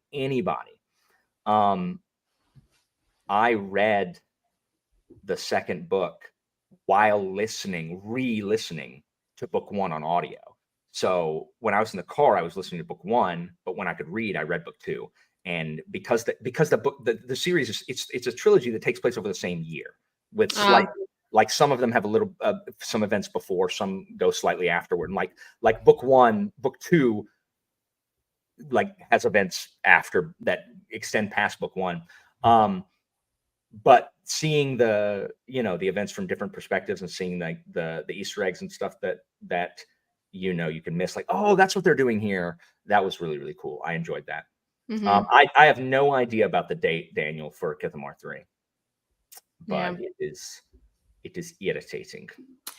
So if sci-fi is not super your thing, obviously you like some fantasy, you like historical fiction, what tends to be, if you have the time, the genre that you automatically are yeah, I'm pulling fantasy. I read fantasy. And I grew up reading Forgotten Realms books. I read all of them. Freaking all of them. That's why Mike too. That's why Mike knows. If I need to recall a FR book, Mike's in the chat. He got it. But historical fiction, I like Shogun. I like Shogun and Taipan. I want to talk about the adaptation of Shogun, but we'll get to that. I like Shogun and Taipan. I like Sharp. I now like the Warlord Chronicles. And have you read the Saxon Chronicles as well, or just the Warlord Chronicles? The problem is I don't care about the Saxons, so I wouldn't read it. I would never read it because I don't care about the Saxons. I don't care about any kind of proto-Viking. That's fair. And it sucks because Jonathan Keeble does the first few books in the Saxon Chronicles. Yeah, I've listened to the first one, the Last Kingdom. No, under no circumstances, Evie. Karaman and Raceland are trashed and should have been removed. Oh my gosh. In the freaking 90s, the Raceland obsession was ridiculous. Raceland's a crappy character. He should have been yeeted out of the 3rd floor of the first tavern they came to, or left him out in the cold after he took a shower so his sickly self could have coughed himself to death. Raceland is a sucky character that someone at some point told Wise and Hickman was really awesome and should be central to everything. Get out of here. Raceland is awful. Karaman, big fat lard Karaman, is barely better. Get out. Get out. Anyway. On that note, what did you think of the Shogun adaptation, Alan? Have you finished it finally? Like, are you caught up? I did. And? I liked it. Overall, like, where are we scoring this adaptation? As an adaptation, it's really good considering most adaptations are trash. I agree. I'm still gonna make a video about my thoughts on Shogun, and I haven't done it yet. I thought the show started. I thought it was better at the beginning than it was at the end, and that's just because they had to hand wave a bunch of stuff that isn't really their fault. I don't know how else they would have done it. Mostly Yabu's seppuku is my biggest sticking point. Okay, why? Book, because Yabu is a treacherous snake the entire book. Oh, I love him. And me too. And this show made me love him even more. But he gets so close to getting away with it. And that when Toranaga is like, sorry, bro, because of this, and it comes as such a surprise to Yabu. And it comes out in the book or the show?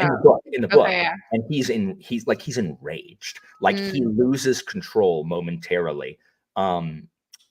Because of how angry he is about how close he was, and because it's Omi, it's his nephew that betrays him, and he knows, and he does his seppuku without screaming. He does it on his own, without screaming, and Hiramatsu, who is the old guy who dies in the show, he is his second, and Yabu does it. He's still alive in the book. Oh yeah, he doesn't die. Neither does Toranaga's son. Oh, I didn't know that. So I haven't read the book. I've only seen the adaptation. Yeah, Hiramatsu survives. Interesting. Okay. And so it's Yabu's last act of defiance for Toranaga is not giving him the satisfaction of seeing him being there. Cry out. Yeah, he's not there, and he doesn't cry out like he is. And so Hiramatsu comes back and said, yeah, he did it. He did it like bravely and without cry. And I thought that was not impactful at all in the show. Now, it had to go the way it did because the scene that they had though was so good. Like I really liked that scene. I didn't because I had read the book. Fair. And I could see that being the case for sure. It's just less impactful in the show too, because in the book Tornaga's thinking all this. Yeah. They had to have him talking to somebody in the show. He's thinking all of this, and just the shock of all of it, but also the reveal that he is the one that made sure the boat was burned, and that he's going to make sure the boat's burned every time. Like that is so. I'm just spoiling the book left and right here for everybody. Oh my gosh. To be fair, this book is not a new release, guys. It's been out for quite some time. It's been out since the 60s. Sorry. Yeah. So I think we're good. But anyway, I won't. Don't go back and watch that, and you have no whatever. No one has any. If you've forgotten, whatever. That reveal is one of the things I remember 20 years after reading the book. So you're just like, no. And it's because Blackthorne and Toranaga are also more friends in the book than they are. The show ruins Blackthorne. Blackthorne is the biggest, most insufferable panty waist. He's awful. Anitha will back me up right here. Anitha, how much you like Blackthorne in that show? They make Yabu better. Oh, I love him. He was my favorite of the whole group. I love him. The actor was tremendous. First of all, the casting for the entire show I thought was great. Really, everyone was spot on. Oh yeah, I thought Blackthorne I thought was the worst, and I still thought he was great. He was. What is the woman's name? Mariko? Mariko, thank you. Mariko was just phenomenal. She was so phenomenal. good. I can't remember her name, but the woman who is gifted to Anjin basically after like her husband Fujiko. She was amazing. Really like amazing. The scene with her and him on the boat in their final scene together was like I had chills watching that scene. I absolutely loved it. I thought it was so It beautiful. also is like it's weird. Blackthorne in the book marries Kiku. Like that's the whole point. Like Omi's like the hooker. He marries her. Yes, because he's samurai now. And her thing is that she wants her sons to grow up samurai. Sure. And that's how there are half English Japanese in there's descendants of Blackthorne in Gaijin, which is not a good book. But he does not marry Kiku in the book or in the show, but he does. No. Blackthorne is awful, and I don't know why Blackthorne is so bad in this show, but he's terrible. But I also don't know what they're doing with season 2. To be fair, Anita, I gave no spoilers. I said something of people sitting in a boat. And the other thing I mentioned happens within like the first few minutes of the show. Oh, don't worry. No, I'm the one that spoiled it. I spoil everything. Sorry. But yeah, I don't know because the creators I know took some liberties, obviously, with season 1 in regards to following it completely to the book. But I mean, like for me, what made the show really compelling, obviously, you have Toranaga and Ashido and like what their whole dynamic is. And like that's super interesting. Yabu is amazing. And, you know, like his whole plot is so fun to watch. And then Mariko was like the other big part of that for me. And then Blackthorne was kind of just there on like the periphery being like, okay, you have to be here. But of all the characters, you are by far the least interesting. So I don't know how they would kind of rectify that for season 2 when it's not the entirety of the same cast to make it as compelling. They're just going to do history, which is fine. But like Clavel didn't write it, so they're adapting. You know, I don't know what they're doing or why. I loved this so much. It is such a huge thing in the book. They really downplayed a lot of the and they had to. They had 10 episodes and they had to cut stuff. And so a lot of the religious conflict is cut, especially after the first couple episodes. A lot of the religious conflict is cut. So that's not as big of a deal. He doesn't encounter his crew again, except for the one guy outside. In that alleyway. In the book, it's a huge thing where he realizes how disgusting they all are, and that he has, you know, evolved. He has Japanified himself. In the book, like without realizing it. Like he doesn't realize how converted he is to the Japanese way of doing things. My real problem with Blackthorne in the show is that Blackthorne disrespects Toranaga loudly and openly and public more than one time, and he is not executed. Yeah, and it just wouldn't happen like that. Like it's not just dumb barbarian. It's like he literally yells at Toranaga in front of the other lords. Like that would undermine Toranaga's authority. I said that same thing when we saw that scene. I looked at my husband. I was like, he would for sure be murdered. It's not in the book. It's for not sure. It's trash. Like I don't like that was a bad choice on their part. Hiramatsu dying, Naga dying is fine. Naga doesn't do anything after inciting that one incident, so I mean he's irrelevant. So annoying. So I was fine with it. I was like, good. Hiramatsu is, like, I mean, again, it's fine. He has minor roles for the rest of the book, but that part, like having Blackthorne openly disrespect Toranaga in front of other people is my biggest problem. That's fair. With it. Hiramatsu's voice, though, can we talk about like how amazing his voice was? I mean, they're all so good. Like they are. Yabu to me looks like a Japanese Drax from Guardians of the Galaxy. He sure does. All I can picture is Yabu in Japanese saying, I'm invisible because I'm I move invisible. so You can't see slowly. me.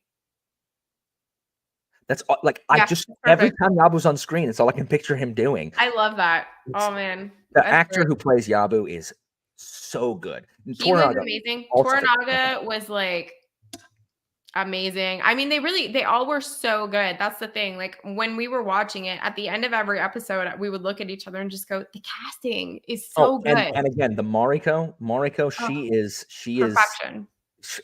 I can't like I can't even think of anybody better. Like Mariko Mhm. she's so good. Well, that's the thing that I loved about this adaptation is that they actually used Japanese actors and that the majority of the show is in Japanese. It felt true to the story, which is something that we seldom get in adaptations. I feel like everyone would just be English, have a British accent, and Yeah. that would be the end of it, right? So this felt just so much more Well, authentic. I mean, I love that the Toranaga guy was like the centerpiece of the show. Like everyone Mhm. signed on to do it because of how famous that guy is in Japan Mm. and what a like and I read a story about the last samurai. Mhm. He's the second in command of the Japanese in Dances with Samurai, which is, that's what Last Samurai is. And he agreed to do it. And the problem is there was a misunderstanding between whoever directed that movie and his agent. In Japan, the biggest role goes to the most famous person. That's just how it Mhm. is.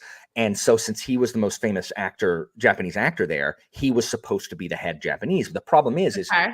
on the American side, they had already cast Ken Watanabe as the lead role. And so his agent and everybody wanted him to walk away because it's like, Uh, this is such a disrespectful thing. Like, how sure. dare they? But he was like, he thought it was important that the movie get made. And so he was Huh. like, no, it's fine. Like, I'll do this. And he was, he had a similar role that he has on this one, like a Sure. cultural advisor type thing, which I thought was super classy of him. Yeah. He's apparently just a really, really solid dude. Mhm. Yeah, I loved everyone in that show. We plan on rewatching it. I found that because we hadn't read the book that at certain points I was having a little bit of difficulty just keeping track of everything. And I felt like even though I thought the pacing of the show was really well done, I thought certain things were kind of skipped over a little bit and I was like, "Okay, wait, did I miss something here or was this on purpose?" But I will say the thing I loved the most about this show is that the final episode didn't need to have that, like, big flashy battle moment. So Like, I loved how it was that done. is most people's problem with the book. The book I love ends it. the book ends with a half a page summary of Sekigahara. And a bunch of people are disappointed that Sekigahara does not happen I love it. in the book. I agree. I love it also. My best friend Finn, who introduced me to the book, and we've each read it like 3-4 times now, he forgets everything. So when he got to the end of the show, was like, I was kind of disappointed in his show. I'm like, Finn, you've read this book 3 times, but he's forgotten that it doesn't end with a battle. Yeah, you know it's not coming. The But book, we didn't know. the show needed to be 12 or 13 episodes. Yeah. It needed to be, it needed to be a Netflix season. They're lucky they got 10. Like, Oh, I mean, really, they they're they lucky. are, but 10 is, but the fact that, I mean, I don't know. I knew it was going to be a huge hit. Like Mhm. they have a second season. Rather than a second season, they should have had 3 more episodes. And they Yeah. really could have like delved into some of these other things. Mhm. But I really did enjoy it. Mhm. It's we don't get a lot of good adaptations. The Winter King No. adaptation is trash. I refuse to watch it. I will not watch it because first of all, the Last Kingdom adaptation, the first 2 seasons especially are excellent. Like if you want to talk about like a great adaptation, that one is actually very well done. And I thought because of the success of doing page to screen with that one that I had high hopes for The Winter King. And I remember when the trailer came out, I hadn't read the book yet, but my husband had read all 3 and we watched the trailer and I was like, even if this Generic. is the book, I'm never reading this book. This looks like garbage. Generic. It's the problem. My issue with adaptations is like the freaking naysayers, the big wigs are always like, oh, well, the fans just don't like if we didn't do everything. No, we don't like that you removed the soul and everything that makes it special, and you generified it. And they do it because they have to catch the largest possible audience, not trusting that maybe the reason it doesn't have a massive following to start with is because people don't know about it. And if you show people what other people love about it, that maybe other people will like it also, instead of making it a generic garbage fest, which is what they do with everything. I agree. Do you prefer like a 26 episode season, or do you prefer more of like a 10 to 13 26 episodes? I mean, it's been a long time since I had 26 episodes and stuff. It's been a while, hot minute. And I mean, a lot of those were procedurals, which I'm fine with. Sitcoms, I'm totally fine with 26 episodes. I don't think a show like Shogun needed 26 episodes. No, I don't either. But I think we've lost something of those longer season shows where we had filler episodes, which like didn't always necessarily add to the overall plot, but you got to know characters on a much deeper level, which is something that I miss a lot of the time. I agree, Jimmy. I think 13 for most of what we get nowadays would be a sweet spot. We've lost the ability to have anything start as a slow burn anymore. Yeah, we just go right into it. Yeah. But I wish there was better Greek and Roman historical fiction. I just wish there was. Like, I just want it for years have said, if someone were to do it properly, like if you got HBO to be the one to fund it, if you adapted the Iliad and Odyssey, yeah, you're right. Like, that would be phenomenal television. Like, phenomenal. Instead, we got the terrible movie Troy. That we got that mini series on Netflix about the Trojan Wars, also not so good. Bad. They forget, they ignore what makes these things special and not generic. The I, Claudius show is stacked with such talent. It is. We do need to watch it, Anita. Let's schedule a night this week to start watching it. It's only 10 episodes, also, I think. Have you seen the movie I, Claudius? No, that's what we're talking about. The miniseries. Okay, yeah, this is the series. Yeah, okay. Is there a movie also, or is it just the series? No, okay, it's just the series. I watched the first like 20 minutes of the first episode, and I'm like, this is so just British. Like it's a stage play basically that is a TV show, and it's just a major name in that one. It's not Derek Jacobi. Derek Jacobi. Okay. Brian Blessed's in it. Brian Blessed is Augustus, I think. Is he? Derek Jacobi is Claudius? ? Derek Jacobi's in it? ? I think. I don't know. There's some other people too. Oh yeah, Taipan. I mean, any adaptation of Taipan is going to have people speaking in pidgin English. And do you think that's what they're doing though? Because that wasn't the vibe of what I was getting. No, they're doing they're continuing. They're just extending. Which I don't like. I guess they're going to do the Siege of Osaka. And because I mean, Tokugawa, there's like another 20 years, and then Tokugawa has solidified the country for the next 250. So I mean, I guess they're going to do post Sekigahara stuff. I guess. Do you like Japanese history as much as Greco-Roman history? Because I know, like, you love Japan. Yes, but again, only specific periods, and it's like 1450 to 1600. The Sengoku Jidai, the Warring States period. Same thing with China. I like the Warring States period, but the second one, the second one, the Han Dynasty of the 200s. So it's just certain periods. Like I don't like post, like when the Shogun's lame, like post like leading up to Meiji, I don't care. Sure. I mean, I totally get that. I'm like that. I like certain aspects of time in different places, and I'm like I have zero interest in others. I love Rome through the Flavians. And even the good emperors are fine, but like once we're after Trajan, it's fair to tap out. Like, I mean, you and I have our differing opinions on Hadrian. But the thing is, like, what's interesting about the empire during Hadrian's time art and creating a cult for your lover. I mean, those are both wildly that's fascinating. all Hadrian. What's interesting about the empire at large during The Hadrian? empire really, it's not much. It's just like geographically what changes, right? Because I mean, just between Trajan and Hadrian, there is a change. So I mean, that I get that. Like for me, Trajan has the Dacian Wars at least. yeah. Well, he's But a wartime emperor. Like he likes fighting. So yeah, for sure. Which is why I mean, and that's I don't actually hate Hadrian as much. It's just he's just a. I just don't like. I should like the fact that he likes the Greeks that much. yeah, It just he's a goes big from fan. it goes from wartime president to peacetime president. Yeah. And just flitting around, traveling and building things, and it's just like stop being a nerd, Hadrian. Like. I love that about him though, because I love archaeology and the fact that he dedicated so much time to a building program. Like that for me is so interesting. And the villa is gorgeous.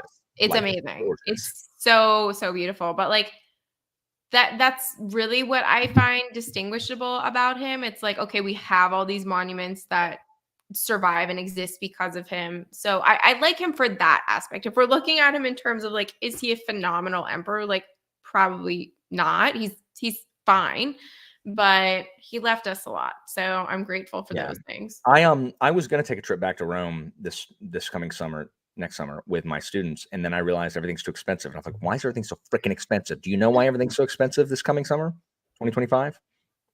Is it for the Olympics coming up in No, it's Paris? It's the flippin' Jubilee. It's the Catholic pilgrimage in 2025. You know, the gates in St. Peter's where everyone walks through and your sins are forgiven. It's the freaking pilgrimage in 2025. So everything, it's like trying to go to Japan during like the Showa week, Golden Week or whatever. So I'm like, that's why. So I was going to take another trip to Rome with my kids. Not that year. I'm not. Can you do it during school instead? Like, is that an option that you go during the year rather than? The Jubilee is from December to December. So the entire year is the Jubilee. That's horrendous. There's going to be people there all year. I mean, it'll be slightly better than the summer. That's true. But they know that. It's the same reason that stuff in Japan costs so much in Golden Week. Like they know that's when people come. I would love to go to Rome with you. You and I would geek out, I feel like, the same level because like I continue to half joke about a booktube Rome trip. I would totally do it 100%, like without question. Yeah, I definitely would. Like if it was, especially if it was Rome, I would 100% go. That would be really fun. We really need to do that and see if people would go because that would be really fun. I was basically a tour guide for my husband around Rome. Like that's what it was. Did you go to Caracalla? It was closed when I was there. They were working on it and it has since opened. So like I'm desperate to go and see it. I really, really want to. It remains my favorite thing that I've done. Like really, the baths of Caracalla are just like the sheer scope. Yeah, they're massive. It's just insane. Like just walking around Rome is really when I go walking. I always take students when we have free time. We just go down by the Tiber and we just walk the Tiber River. And it is one of my favorite things to just walk the freaking Tiber. And so the Spanish Steps have been ruined because of tourists. Yeah. So you're not allowed to sit on them anymore. First thing in the morning or not at all. You're also not allowed to sit. You're not allowed to sit on it anymore because people just ruin it. You were still allowed to sit on it when I was there. I was there 9 years ago and you were still allowed to sit. No, that's all changed. You were there 9 years ago. You also didn't have the gates or the fence in front of the Arch of Constantine. It is now there. When I went the first time, there was no fence in front of the Arch of Constantine. Now there is. Interesting. I mean, if people want to, take down Constantine, good for them. That's true, but the Arch is great.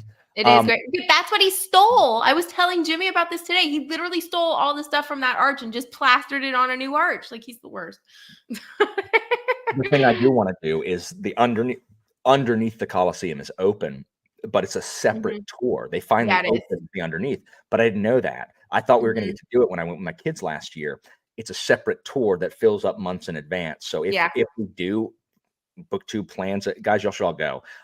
If BookTube plans a trip to Rome, we need to have, go. And the thing is, our tour guide when we were there was like, hey, so there's the tourist rates, but if you like get on a like an Italian website, it's like the difference between 120 euros and 30 euros. That's it's what like I did. 90 euros cheaper. When I planned all of our stuff, I went on all of the Italian sites. I also got something called the Roma Pass, which is amazing because it you gets get all the museums.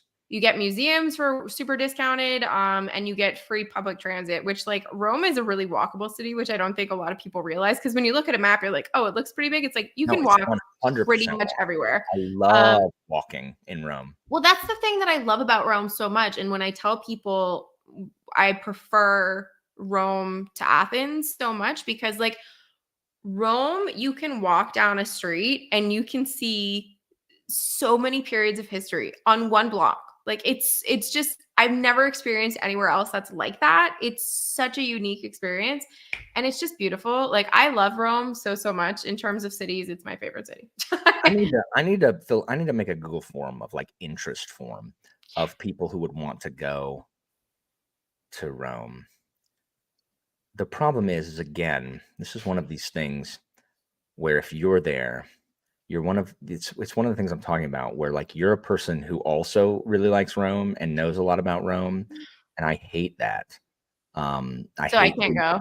I hate being around people. So yes, while talking about this, you're actually forbidden from going. Cool. Everyone else can go. Everyone else can go and we'll just live stream it. I'll be muted on live stream so no one can hear what I have to say. And that'll be it. Because I really hate people who like things that I like, as we've discussed. Yeah. So. But I feel like this might be an exception. Like you might get excited being in Rome and having someone else there that likes it. But yeah, I mean, there's photos of me that my husband took with like I brought the blue. I don't know if you're familiar with the blue guides. They're I love them. And the one for Rome is actually excellent. Like he has photos of me all around the forum, just like with my book, like reading the things. And we'll have to take the trip up to Tivoli to go see. Yeah, it's like if you rent a car though, it's like 30 minutes, so it's super easy. Josh and I took this really sketchy bus when we went last time, which I would not recommend. Yeah. But when we were there, we got caught in this crazy thunderstorm while we were in the forum, and it was pouring rain to the point where like people were hiding for shelter and stuff. And we got under this one monument and I looked at Josh and I was like, this is where Caesar was cremated. Like I'm 99% sure this is where Caesar was cremated. And I know exactly where you were. Exactly. And I was freaking out, like excited because I was like, oh my God, this is where Anthony gave the speech and this is where he was. And this is you're right next to the rostrum. Exactly. And no one else cared. No one else. When I took my kid, this was I had freaking too many children. It made me so mad. But when there's a smaller group, they tend to care more. But like it is hard to describe the like physical weight of such a central focus of history. Like I love the rostrum. Like just being there, like, guys, this is the speaker's platform. Yeah. Like Cicero stood here. Caesar stood here. Anthony stood here. It's just like Pompey stood here reading a speech that Cicero wrote for him. Like it's just I cried like the whole trip. I was just crying. Like I've told this to people. I'm emotionally stable if I'm between like a 4 and a 7.5 on my emotional scale. Otherwise, I'm too anxiety driven or I'm too happy and I just cry. And when we took the metro the first day and we were staying near the Vatican, we took it to the Colosseum. When you come up through the metro there, I didn't realize this. It's completely open. And all you see is Colosseum. That's literally the stop we got off on too. Yeah. Isn't it amazing? Yeah, oh my, I was paralyzed in the metro station and just started weeping. And Josh was like, you need to move. Like people pickpocket people like you, like move along. And I was just so overwhelmed the whole time we were there, but it was magic. Oh, I loved it so much. My favorite restaurant is the first time I went, they took us to this restaurant for lunch, and it was basically the best Italian food I've ever had in my entire life. Where was it? I don't know. It is north of the Colosseum. Okay. In fact, you have to go up the mountain right to the right of the Colosseum. Yeah. But the second time, I literally forgot what it's called, and so I couldn't find it. And then the second time I was in Rome, me and the kids, we rounded a corner, and I was like, guys, this looks familiar. And I followed. I'm like, there was a gelato place, and I followed it. Like something happened, and I saw the storefront. I'm like, guys, this is that restaurant I've been telling you all about. Completely on accident. I wasn't looking for it. We just happened to be in the same area, and I took a picture of it on my phone, knowing I was going to come back to Rome and knowing I was going to be able to remember what it's called. So I went this last time. We got there. It was we didn't have enough time. We only had like an hour to eat. The line was out the door waiting for a table. And so I'm like, all right, we'll come back later. And the next time I had free time to like go sit down at a restaurant on my own, it was closed. And I was like, but there was a restaurant literally like right around the corner from it that had the best pizza I had all week at that one. But I'm gonna go back to that restaurant. So good. So good. I have a recommendation for if I am not with you on that trip, but we ended up eating at the same place 7 times. And it is a stone throw away from the Vatican in this basement. Unless you're looking for it, you really don't know that it's there, but their food was so freaking good. And the waiter got to know us personally by the time we had been there every day for a week and was bringing us out free stuff. And it was so good. That's awesome. There's a restaurant near the Pantheon that is like downstairs and upstairs, and it had the best pasta. It was so good. Is it called Pantheray? Because we went to a place that sounds like that right near the Pantheon. And there's an upstairs that looks like someone's attic. Kind of, yeah. Yes. Yeah, that might be it. It's like if you're looking straight on at the Pantheon, it's to the left, just slightly to the left. I think so. The kids brought me there because they had eaten there before. We were also at the Pantheon when it rained, which was another really cool experience. Just watching the rain come in through the ceiling was amazing. We have a photo where it's just drenched behind us. Yeah, I loved it. It was great. What are these people doing? Are y'all planning a counter trip to stupid England? Guys, it's a trip to Rome. This is kind of what we've been talking about for the last half an hour. It might only be really niche to us, but still, come on. Oh my gosh, they just want to go see Nazi gold. Is there anywhere in Rome that you didn't get to go last time in terms of touristy things that you really I have not. I have still not been to the Baths of Diocletian. Okay. Mostly because it's more of a museum than Caracalla is. Yeah. But it is massive, and so I want to go. I haven't gone there. I haven't gone to a bunch of the museums, like the Capitoline Museum and all this other stuff. Which museum? What did you just say? Like the Capitoline Museum. Oh, that's our favorite. It's amazing. Yeah. So I haven't been to really any of the museums other than the Vatican. Capitoline is better than the Vatican, in my opinion. The only thing that hold on, who did I disinvite? I didn't disinvite y'all. I disinvited Laura. Yeah, it was just me. You all are still invited. I'm not apparently invited, but the Vatican gets the leg up because it has the Prima Porta, which is my favorite statue of all time. But the Capitoline Museum has so many famous pieces that you just don't expect to be there. And the view from the museum out onto the Forum is spectacular. We thought it ended up being my favorite view. Yeah, we always go behind it with the great view overlooking the Forum. We get pictures there, but we never actually go into the museum. Yeah, no, it's really, really great. And then if you go onto the roof of the museum, you just get the best aerial view of Rome. It's really, really great. I love the view at the top of Castel Sant'Angelo. Sant'Angelo is also really good. Yeah, I was going to just say, if you also haven't been to that one, that's the other best one. Yeah. Yeah, that's awesome. I love that one. Alan is planning a booktube trip to Rome. Not France. He's riling me up. Yes, yeah, Castel Sant'Angelo, that view is incredible. It's just I just really like that city, and I also really like the food.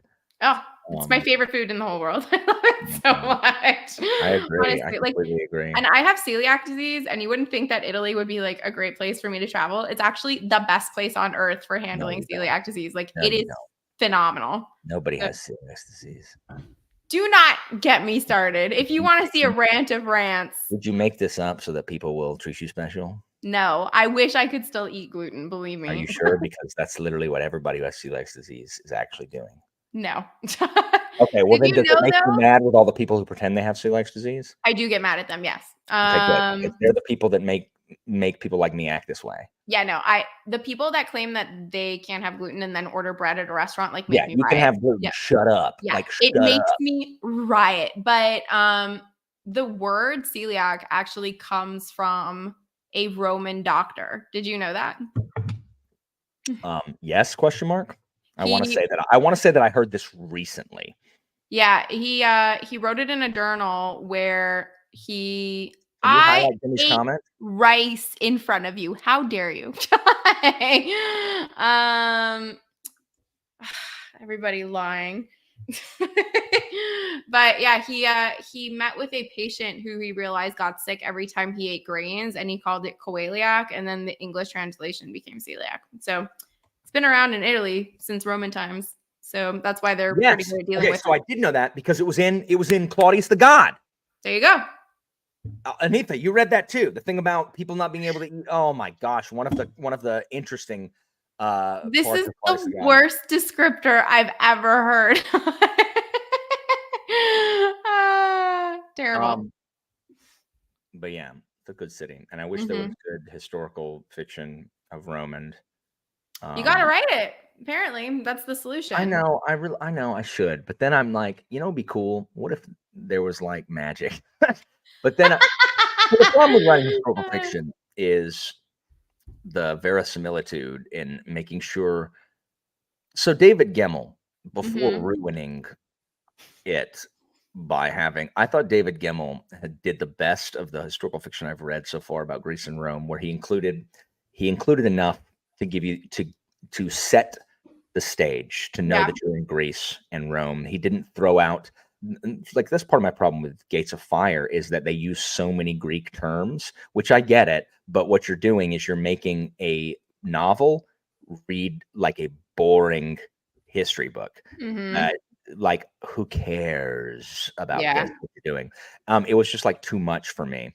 But I thought Gemmell, before screwing up the plot in general, did a really good job of letting me know that I'm in Greece, including enough real details. But like, I didn't know how wide the shields were. Sure. I didn't know, this minute detail of whatever. I thought he just did a really good job of letting me feel. I think Robert Harris did similar with the Cicero trilogy, like really, really feeling like you're in the place. And so I really just have to do that, because I really just want to write good historical fiction about. You can do historical fantasy though, like GGK type thing, where it's. That's true, but but to do that, like, it would be changing the names and everything, and then it's really just like a thin. It's like, hey, so this person is clearly Philip of Macedon, and this person is clearly Demosthenes, and this person is clearly Epaminondas. I mean, you could keep the names if you wanted to, and just, kind of throw everyone for a loop, but it would be real historical fantasy at that point. That's true. So that's where I get stuck. Is I get stuck on making these decisions, because I have decision fatigue. Shut your mouth, Claudius. No one's gonna let you outside, fatso. So if you were to write this book, is there someone specific that you want to focus it on, that you're like, yeah, they should have magic? Oh, if I wouldn't have magic, I mean, no, it would just be like a world thing. Yeah, except that then I'm like, I don't really want them to have magic. I mean, you could make it a cult god thing, like mystery cult magic, Yeah. So, yes, sorry, I have thought about that. So it would be stuff with, like, because I've thought my other idea is, what if Caesar, while he was in Gaul, had actually come back with like a magical, like magic from the gods, right? And so when they jump him, when they jump him in the Senate, like Caesar literally just kills every one of them and wrecks them. And I think that's a book. And so Caesar survives, and Cicero becomes like the head of the resistance, but also is, you know, a sycophant. But like Caesar, and you know, he has his sign, like Caesar continue, like the empire becomes the empire under Caesar, and like Augustus is his, you know, Augustus is there, and Maecenas is there, and Agrippa's there, but they're all like, they all work for Caesar, and because he has magic. And I think that'd be so interesting too, to kind of see how that new dynamic would work. It would be like, do you still have Agrippa in a position of military prowess? Is like, what is Octavian doing? Is he advising? Is he kind of just shadowing? Like, there's so many. The problem is that the person who has the least to do in that dynamic is Augustus. Oh, like, by far. Caesar would absolutely have used Agrippa. Agrippa is an extraordinarily competent general, and Maecenas is an extraordinarily competent artist. Or do you think he would have sought more peace? Like, do you think really he would have been using Agrippa? Because I don't know. I'm saying if he needed to, like if he needed to fight wars, sure. Yeah. Like if he's fighting wars, he needs Agrippa, yeah. And then Maecenas is a you know, culture minister and a master propagandist, and you know, and Augustus is a sickly but intelligent child. So intelligent. Oh, I know, he's incredibly smart. I mean, it would be interesting if Augustus was the villain, and Augustus was the head of the resistance. I would go with that. Is I would have Cicero trying to court Augustus. Yeah. Into the resistance. I'm writing this. What am I doing? This would be so good. I am happy to read an arc of this book. Will you really? Will you really? Will you be will you be my sensitivity reader? Absolutely. I definitely would be. I don't know what that means. I don't know what sensitivity I would be the reader being like, would Augustus actually do this? Oh, you won't let anything bad happen to Augustus. Oh, well, no. How could you? No. Daniel says a good way to do historical fantasy, but it would be really hard, is to make your magic system that doesn't contradict history. Cornwell did in Warlord is very much so, yes. Because it doesn't ever really come across as like them doing magic. It's almost just they believe what they're doing type thing. It's not confirmed. Like I think in one of the things, Nimue creates what they think is like an invisibility shield around them, but I'm like, we don't really know, like we know they're not actually invisible. It's like they're just hoping that they are unseen, right? So yes, but I want to be a beta reader for this book, reading the arc. I gotta do it. It'd be amazing. Caesar surviving. Oh my gosh, yeah. I've had many lengthy thoughts and conversations in my mind of what would have happened if Caesar survived. I also have to think about what does Antony do? Like, does nothing? He becomes a major problem. I think, like a major problem. Yeah.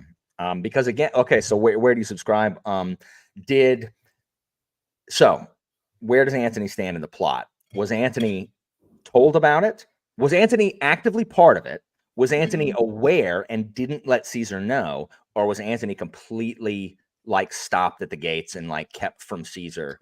I think he was stopped at the gates. So you think that Antony did not know anything about the assassination? I think if he maybe heard anything, he probably thought like there's no way they'd pull it off. Like he's so cocky that I don't see him thinking that they have any ability to actually pull through with it.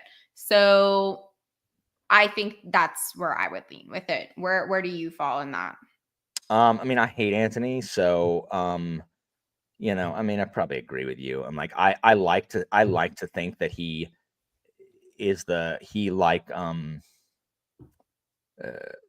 Alexander. Like I think Alexander knew something was going to happen, and his mom just didn't let him do anything. I think his mom planned it. Like I am pro Olympias planned this like start to finish, but I think Alexander was kind of in the dark or didn't say anything. Like I don't know. I think that Antony may have known and didn't. I think he's just too ambitious. Like Antony's too ambitious, but I also feel like he was loyal to Caesar. I don't think he was loyal to anybody else except Caesar. Like, and I think that's right, because Antony's not very smart. No, like, he's Antony not. Is not.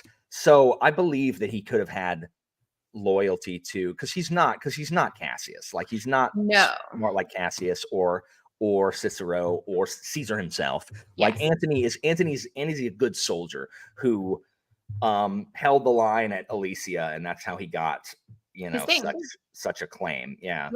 But I mean, that's the thing too. I feel because I feel like Caesar did a good job for the most part, like until the end, basically, that he garnered loyalty from so many people. Like that was really his gift in that he was forgiving. Like, that was clearly his downfall in that he was too forgiving.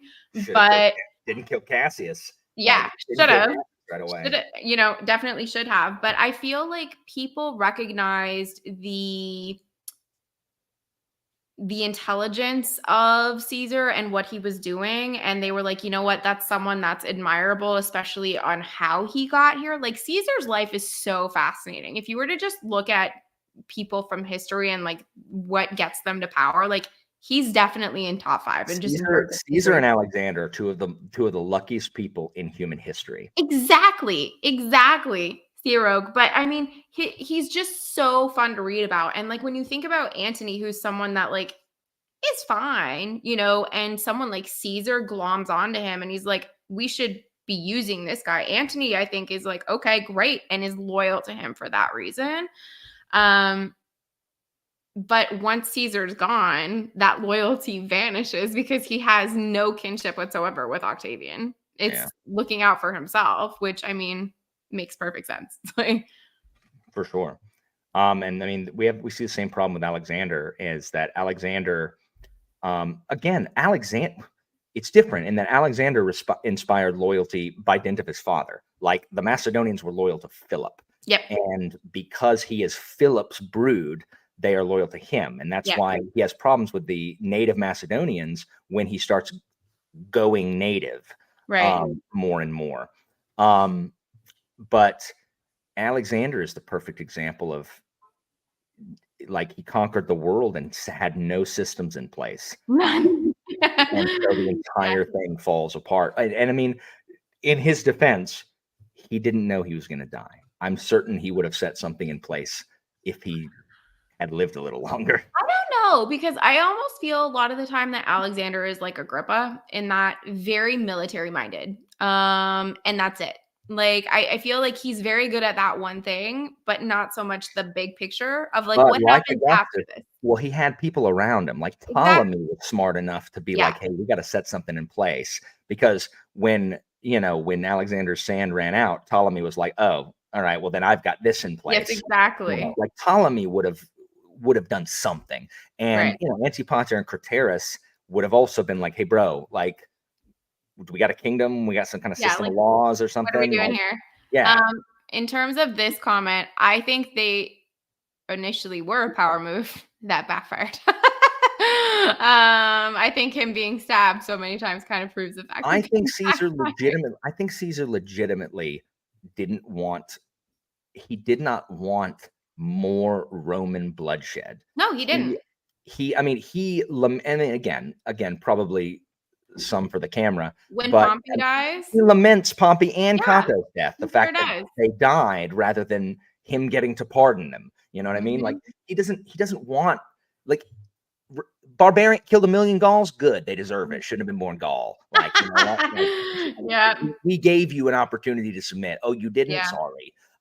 Whatever. But like, when we're fighting Romans, like Rome had a century of this, and we're tired of killing Romans, and the Romans fighting, like, they don't want brother fighting brother. Like, well, not only that, but you know, so many of them are intermarried and related and all that kind of stuff, that it's like you are killing family. So, you know, it gets to be quite personal pretty quickly. And also, the fewer people you kill, the fewer people you have like to hold a grudge when everything's over. I think Caesar was trying to avoid that, and then it did not work at all. So Augustus was like, no one is forgiven. Nothing is forgotten. Yep. Purge. Yeah. Which is how it needed to be. Sorry, Anita. I think Caesar. I agree. Caesar, like Cicero, is extraordinarily complex, and I think Caesar was brilliant. And I also despise him for being a womanizer. I despise him for being duplicitous. A genocidal maniac. I mean, I don't care about that. Like it's Gauls. I don't care about Gauls. Like I'm fine with that. Like again, if I'm a Roman, I'm looking at it from the Roman perspective. Well, yeah, you think it's great from the Gaul perspective. That's great. Like Aristotle said, there's no difference between non-Greeks and plants. This is a love bomb, Alan, so I'm not going to give you my full feelings on Aristotle, but in summary, I hate him. You hate Aristotle? So much. Aristotle, I describe Aristotle in my classes as the Liberace of ancient Greece, because unlike the rest of the Greeks, he wore like rings on all of his fingers. He kept his like beard and hair like neatly trimmed. He wore bright colored, like ostentatious clothing, and he talked with a lisp. So this is my Aristotle. I love Aristotle. And what do you not like about Aristotle? He's a scientist. Oh my God. First of all, so much of what Aristotle claimed has been disproved. So much. And then not only Aristotle writes like 40 books, and for the first 25 books goes, I am vehement on this being my absolute opinion. There is no way you can change my mind. And then in book 26, he goes, but on the other hand, it could be this. It's like 90 books. He kept a list of all the Olympic winners. Oh, it's the worst. I love Aristotle. It's the worst. Look, Dude I had so many care problems about his writings. I like Aristotle the man. Like I like the person Aristotle, and about how he's constantly like, hey Philip, you need to fulfill your obligations, and and how freaking Philip is like, hey, Philip's like, I need you to come teach my son. And Aristotle's like, you literally burnt my hometown down. Can you rebuild my hometown? And then I'll come teach him. And Philip's like, that's fine. Yeah. It's like, all right, I'll teach him. I know you don't love Plato, but Plato is my preference of the three. I enjoy Plato. So of the three over Socrates? Yeah. You should definitely be yourself. You should be. I am not. I will die on this. Plato is one of the worst things I've ever read in my entire life. What is? Plato's Phaedo, when he talks about the forms. Yeah, that's fair. But I like Plato. Well, first of all, we get all of our Socrates stuff through Plato. Yes, and about halfway through Plato's writings, you start to see him using Socrates as a mouthpiece for Platonic crap instead of real Socratic crap, which is the early stuff. You can't listen to anything Socrates. Yes, I love Socrates. He's such a look. Socrates had autism. I'll eat my hat. That guy was on the spectrum, guaranteed. Guaranteed. I could get behind that notion. Look, Socrates, guys, if y'all don't know, at the trial of Socrates, he's on trial for corrupting the youth and impiety, and he goes on trial and he says, guys, I didn't teach these people to be anything because I do not teach. I help people find their own truth. And they're like, is this guy being clever? He thinks he's clever. So they convict him, right? 56% of the jury convicts him. And so they propose the death penalty. And so Socrates gets a chance to propose an alternate punishment. And everyone thinks he's going to pick banishment. But Socrates would rather be dead in Athens than alive anywhere else. And so Socrates gets up and addresses them and is like, guys, here's what y'all shouldn't be doing. I shouldn't be giving you a punishment at all. You should actually be rewarding me because I'm improving Athens. So really, you should give me the same treatment we give Olympic medalists, which is I should be able to eat on the government's dime every day. You should be celebrating me, thanking me even. And his friends are just in the audience going, oh, no, what are you doing, Sorry. More people voted for the death penalty than voted to initially convict him. Yeah. Tell me that he's on an autism spectrum. Could not read the room. 100% is still committed to the bit. It's like, Socrates, what are you doing, dude? Oh my gosh. He's exhausting. That's my thing about Socrates. I agree. He is exhausting. Reading Euthyphro is an exercise in patience. Oh my God. Socrates is the person that is like, we don't know that they don't know that we know that they know that we know. It's that episode of Friends where they don't know that we know that they don't know we know. Exactly. That's Socrates, which drives me like the first 2 times you hear it, you're like, fine, we get it. And then on time 200, you're like, oh my God. Guaranteed Asperger's. Guaranteed. Guaranteed. Now that you said it, I'm very much on this train. On my slides, when I talk about Socrates, it says Socrates on the autism spectrum confirmed, !? Yeah, I could definitely get behind that. Like, what are you like? What is that defense of your Socrates? Really? They just convicted you, and you're saying they should be rewarded? What are you Oh doing, man?